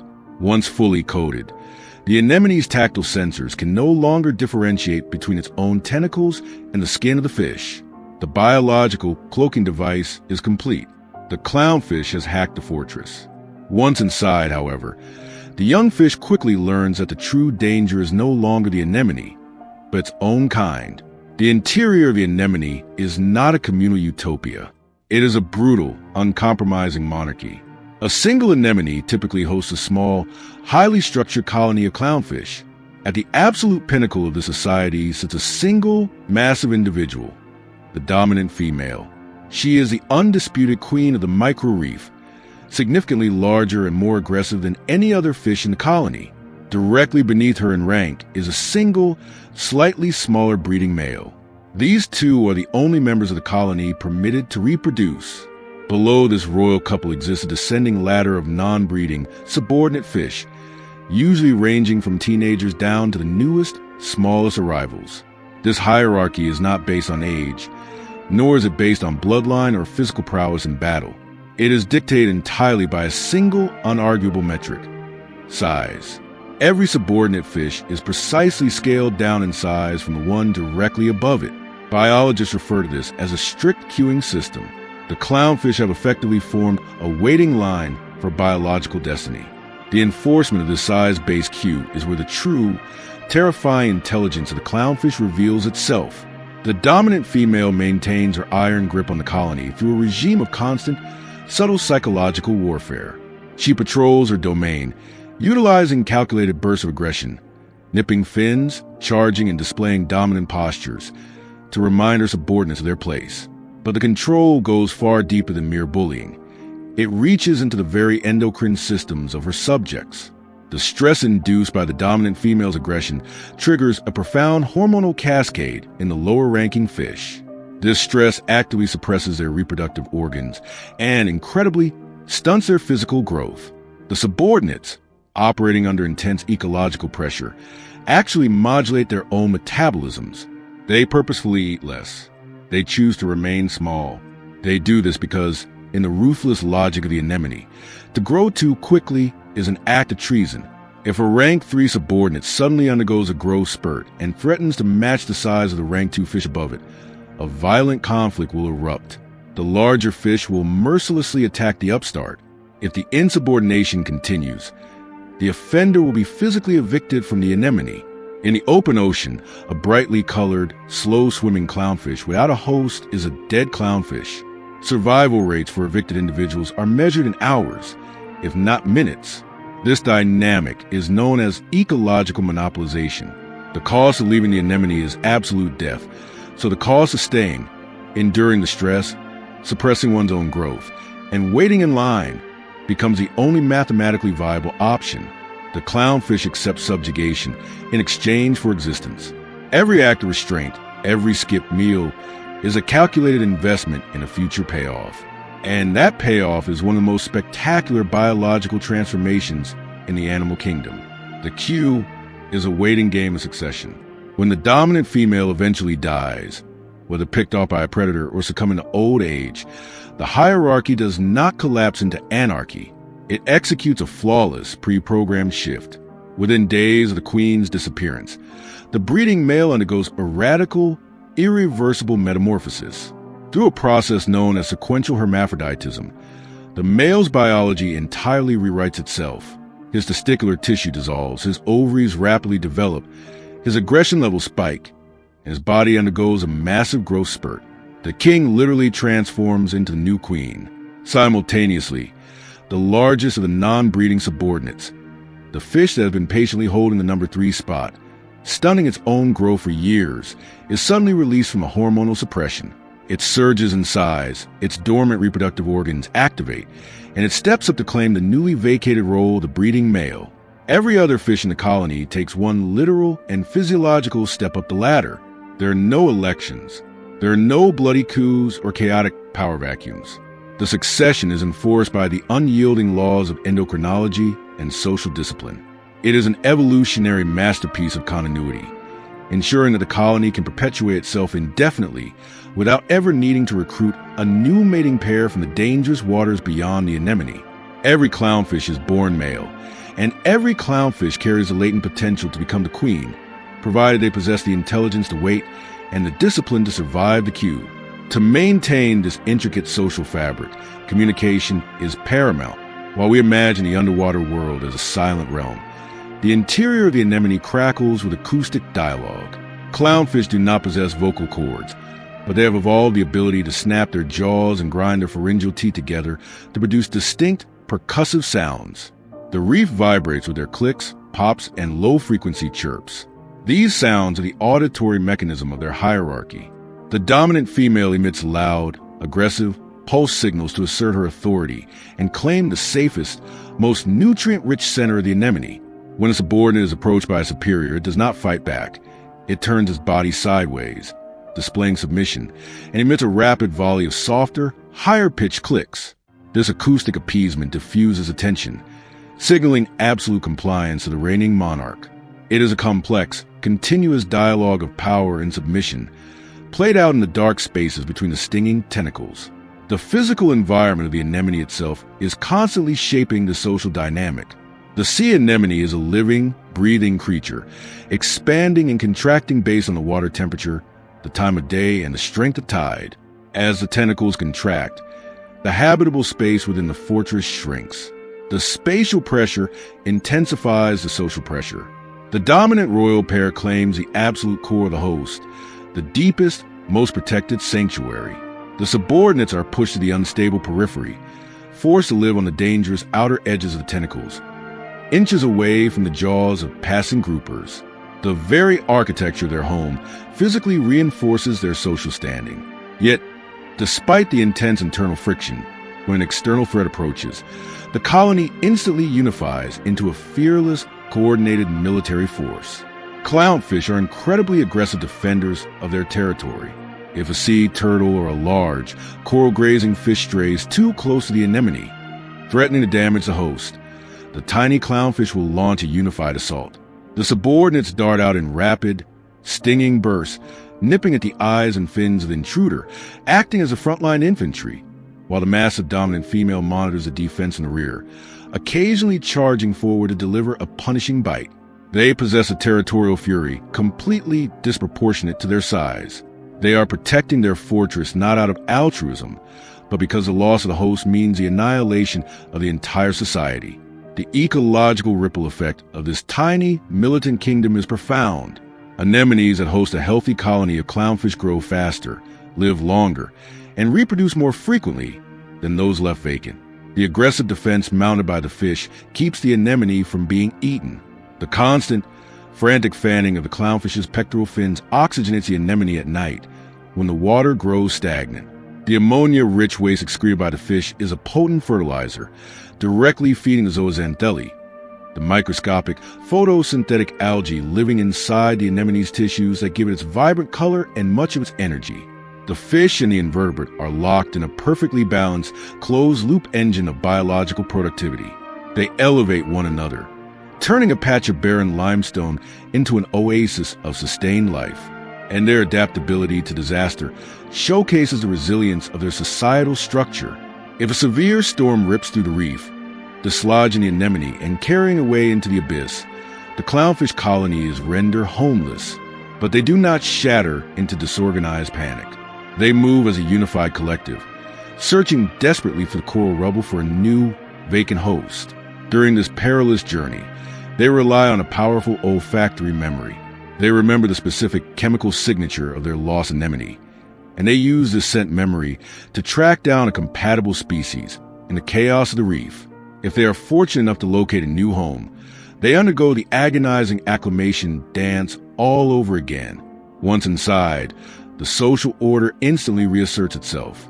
The queen takes the center, the male takes her flank, and the subordinates file perfectly back into their designated size-based ranks. The physical location has changed, but the constitution of the society remains flawlessly intact. As the sun dips below the horizon and the vibrant colors of the reef are swallowed by the descending gloom, the daytime chaos of the ocean begins to quiet. The massive predators of the day retreat to their caverns, and nocturnal hunters begin to stir. But inside the anemone, the day is done. The host organism senses the fading light and begins to draw its tentacles inward. Contracting into a tight, protective ball, the clownfish retreat deep into the folding flesh. The bright orange and white flashes vanish from the reef, swallowed by the neurotoxic embrace of their host. Inside this shrinking, living vault, the colony rests. The dominant female holds the absolute center. The breeding male hovers just below her, and the subordinates hold a dangerous outer perimeter. Even in sleep, the hierarchy is unyielding. To look at the clownfish is to realize that intelligence takes many forms.